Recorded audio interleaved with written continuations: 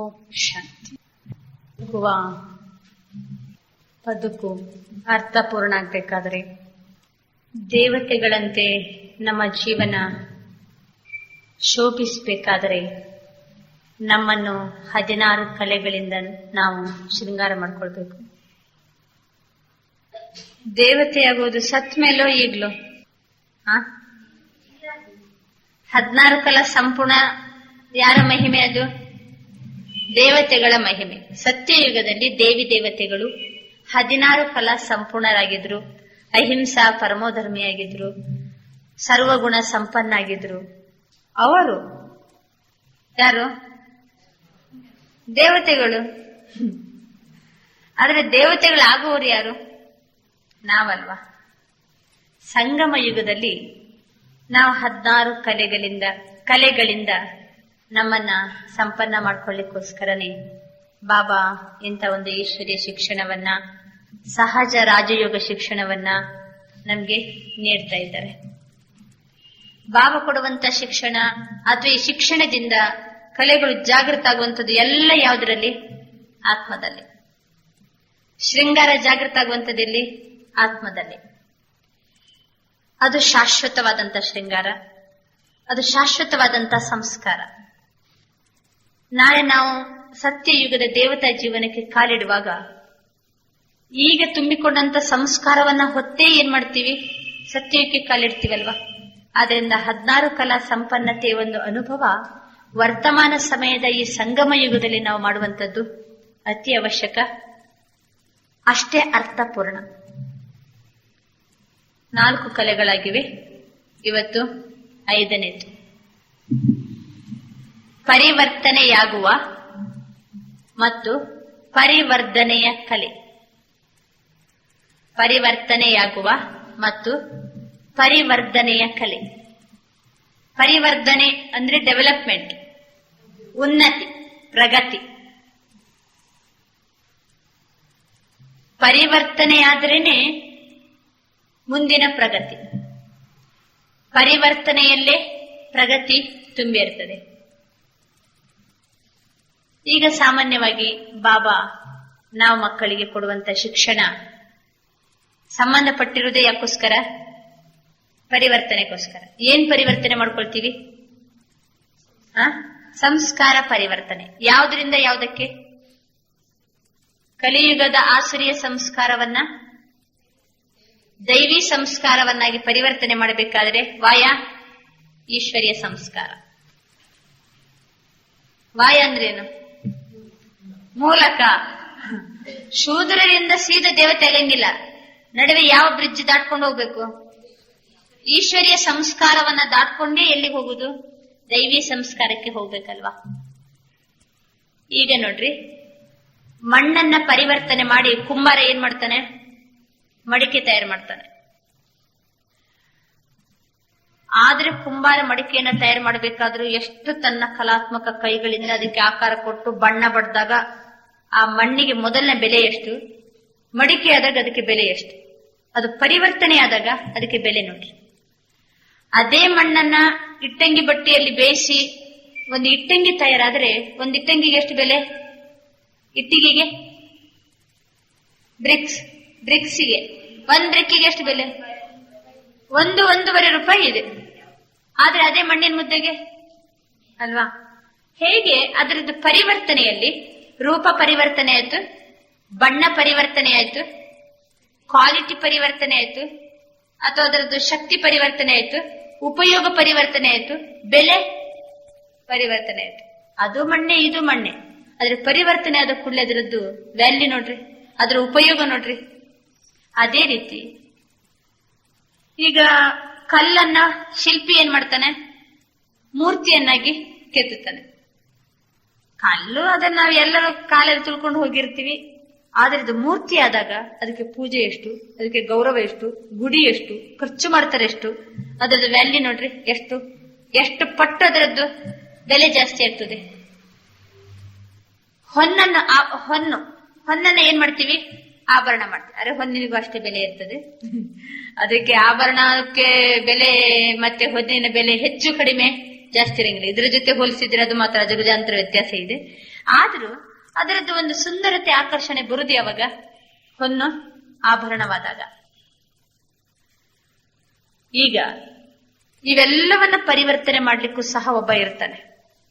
ಕಲ್ಲನ್ನ ಪರಿವರ್ತನೆ ಮಾಡ್ಲಿಕ್ಕೆ ಶಿಲ್ಪಿ ಇರ್ತಾನೆ, ಮಣ್ಣನ್ನ ಪರಿವರ್ತನೆ ಮಾಡ್ಲಿಕ್ಕೆ ಕುಂಬಾರ ಇರ್ತಾನೆ, ಹೊನ್ನನ್ನ ಆಭರಣವನ್ನಾಗಿ ಮಾಡ್ಲಿಕ್ಕೆ ಅಕ್ಕಸಾಲಿಗರೇ ಇರ್ತಾರೆ, ಮಣ್ಣನ್ನ ಮಡಿಕೆ ಮಾಡ್ಲಿಕ್ಕೆ ಕುಂಬಾರ ಇರ್ತಾರೆ. ಈಗ ನಮ್ಮ ಆಸುರಿಯ ಸಂಸ್ಕಾರವನ್ನ ದೈವಿ ಸಂಸ್ಕಾರವನ್ನ ಪರಿವರ್ತನೆ ಮಾಡ್ಲಿಕ್ಕೂ ಒಬ್ಬರು ನಡುವೆ ದಲಾಲಿ ಇದ್ದಾರೆ. ಯಾರವರು? ಶಿವಬಾಬಾ. ಇವತ್ತು ವರ್ತಮಾನ ಸಮಯದಲ್ಲಿ ಸ್ವಯಂ ಪರಂಪಿತ ಪರಮಾತ್ಮನೇ ತನ್ನ ಯೂನಿವರ್ಸಿಟಿಯನ್ನ ಓಪನ್ ಮಾಡಿ ಏನ್ ಮಾಡ್ತಾ ಇದ್ದಾರೆ? ಸಾಮಾನ್ಯ ಮನುಷ್ಯಾತ್ಮರನ್ನ ದೇವತೆಯನ್ನಾಗಿ ಪರಿವರ್ತನೆ ಮಾಡುವಂತ ಶಿಕ್ಷಣವನ್ನ ನೀಡ್ತಿದ್ದಾರೆ. ನಮ್ಮಲ್ಲಿ ಪರಿವರ್ತನೆ ಯಾವಾಗ ಆಗ್ತದೆ? ಪರಿವರ್ತನೆ ಮಾಡ್ಕೊಳ್ಳೋದೊಂದು ಕಲೆ. ತಿಳ್ಕೊಂಡ ಕೂಡಲೇ ನಾವು ಚೇಂಜ್ ಆಗಿ ಆ ರೀತಿ ಇರ್ಲಿಕ್ಕೆ ಪ್ರಾರಂಭ ಮಾಡಿ ಆಯ್ತು. ಯಾವಾಗ? ಹೇಗೆ? ಒಬ್ಬ ಕುಡುಕ ಇರ್ತಾನೆ, ನೀವು ಕುಡಿಯೋದು ಬಿಡು ಬಿಡು ಬಿಡು ಅಂತ ದಿನಾ ಹೇಳಿ ಹೇಳಿ ಹೇಳಿ ಹೇಳಿ ಒಂದ್ 4 ದಿವಸ ಬಿಡಿಸಿದೇವೆ ಅಂತ ತಿಳ್ಕೋಣ. ಅದನ್ನ ಬಿಡಂಗಿಲ್ಲ. ಮತ್ತೆ ಪುನಃ 5ನೇ ದಿವಸ ಏನ್ ಮಾಡ್ತಾನೆ? ಹೋಗಿ ಕುಡಿತಾನೆ. ಆ ಕುಡಿಯೋದನ್ನ ಬಿಟ್ಟು ಬಿಡ್ತಾನೆ ಯಾವಾಗ?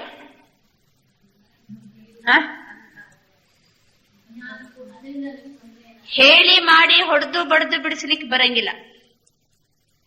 ಅದನ್ನ ಅವನಿಗೆ ರಿಯಲೈಸೇಷನ್ ಮಾಡಿಸಿದ್ರೆ, ಸ್ವಯಂ ಅದನ್ನ ನಾನು ಬಿಡಬೇಕು, ಇದು ಒಳ್ಳೇದಲ್ಲ ಅಂತ ಅವನ ಆಂತರ್ಯದಲ್ಲಿ ಅವನಿಗೆ ರಿಯಲೈಸೇಷನ್ ಆದ್ರೆ ಅವನು ಬಿಡುವಂತದ್ದು ಶಾಶ್ವತ ಪರಿವರ್ತನೆ ಆಗ್ತದೆ. ಅಂದ್ರೆ ಹಿರಿಯರ ಒಂದು ಮಾತು, ತಪ್ಪು ತಿಳಿಯದೆ ತಿಳುವಳಿಕೆ ಬೆಳೆಯದು ಅಂತ. ತಪ್ಪು ತಿಳಿಯದೆ ತಿಳುವಳಿಕೆ ಬೆಳೆಯದು. ನಾನೇನ್ ತಪ್ಪು ಮಾಡ್ತಿದ್ದೀನಿ ಅಂತ ಎಲ್ಲೇ ತನಕ ನನಗೆ ರಿಯಲೈಸೇಷನ್ ನಾನು ಮಾಡ್ಕೊಳ್ಳೋದಿಲ್ವೋ ಅಲ್ಲೇ ತನಕ ನಮ್ಮಲ್ಲಿ ಪರಿವರ್ತನೆ ಕಂಡು ಬರುವುದಿಲ್ಲ. ಅದಕ್ಕೋಸ್ಕರ ನಮ್ಮನ್ನ ನಾವು ಪರಿವರ್ತನೆ ಮಾಡ್ಕೋಬೇಕಾದ್ರೆ ಒಂದನೇದಾಗಿ ರಿಯಲೈಸೇಷನ್ ಇದ್ದ ಜ್ಞಾನವನ್ನ, ಸತ್ಯತೆಯನ್ನ ಯಥಾರ್ಥವಾಗಿ ಏನ್ ಮಾಡ್ಕೊಳ್ಬೇಕು? ನಾವು ರಿಯಲೈಸೇಷನ್ ಮಾಡ್ಕೋಬೇಕು. ಜೀವನದ ಒಂದು ಮೌಲ್ಯವನ್ನ ಅರ್ಥ ಮಾಡ್ಕೋಬೇಕು. ಅಥವಾ ಜೀವನದಲ್ಲಿ ಒಂದು ಮುಖ್ಯ ಗುರಿಯನ್ನ ಇಟ್ಕೊಂಡಾಗ್ಲೂ ಸಹ ನಮ್ಮ ಪರಿವರ್ತನೆ ಸಹಜವಾಗಿ ಆಗ್ತದೆ.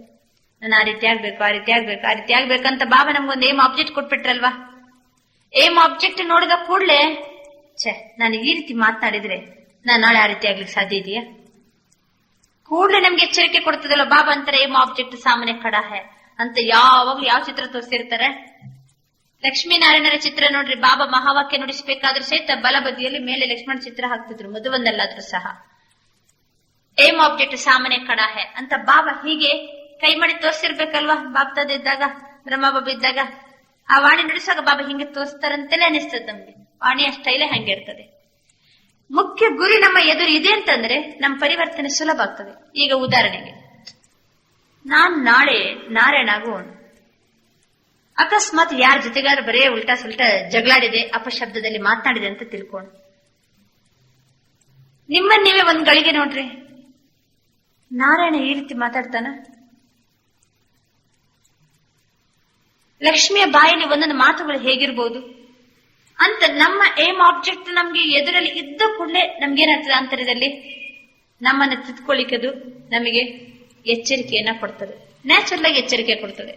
ಮುಖ್ಯ ಗುರಿ ಎದುರಲ್ಲಿದ್ದಾಗ್ಲೂ ಸಹ ನಮ್ಮನ್ನ ಪರಿವರ್ತನೆ ಮಾಡ್ಕೊಳ್ಳಿಕ್ಕೆ ಸಹಜ. ತಂದೆಯ ಮಹಾವಾಕ್ಯದ ಅನುಸಾರವಾಗಿ ಚೇಂಜ್ ಯಾವಾಗ ಆಗ್ತೀವಿ? Check and change. ಸಾಮಾನ್ಯ ಮನುಷ್ಯರು ನಾವು ದೇವಮಾನವರಾಗಬೇಕಾದ್ರೆ ನನ್ನ ಹತ್ರ ಇನ್ನೂ ಆಸುರಿಯ ಸಂಸ್ಕಾರ ಸ್ವಭಾವ ಇಲ್ಲ ತಾನೆ ಅಂತ ನಾವು ನಮ್ಮನ್ನ ಏನ್ ಮಾಡ್ಕೊಳ್ಬೇಕು? ದಿನ ಚೆಕ್ ಮಾಡ್ಕೋಬೇಕು. ಯಾರು ತಮ್ಮನ್ನ ತಾವು ಚೆಕ್ ಮಾಡ್ಕೊಳ್ತಾರೋ ಅವರು ಖಂಡಿತವಾಗಿ ಚೇಂಜ್ ಆಗ್ತಾರೆ.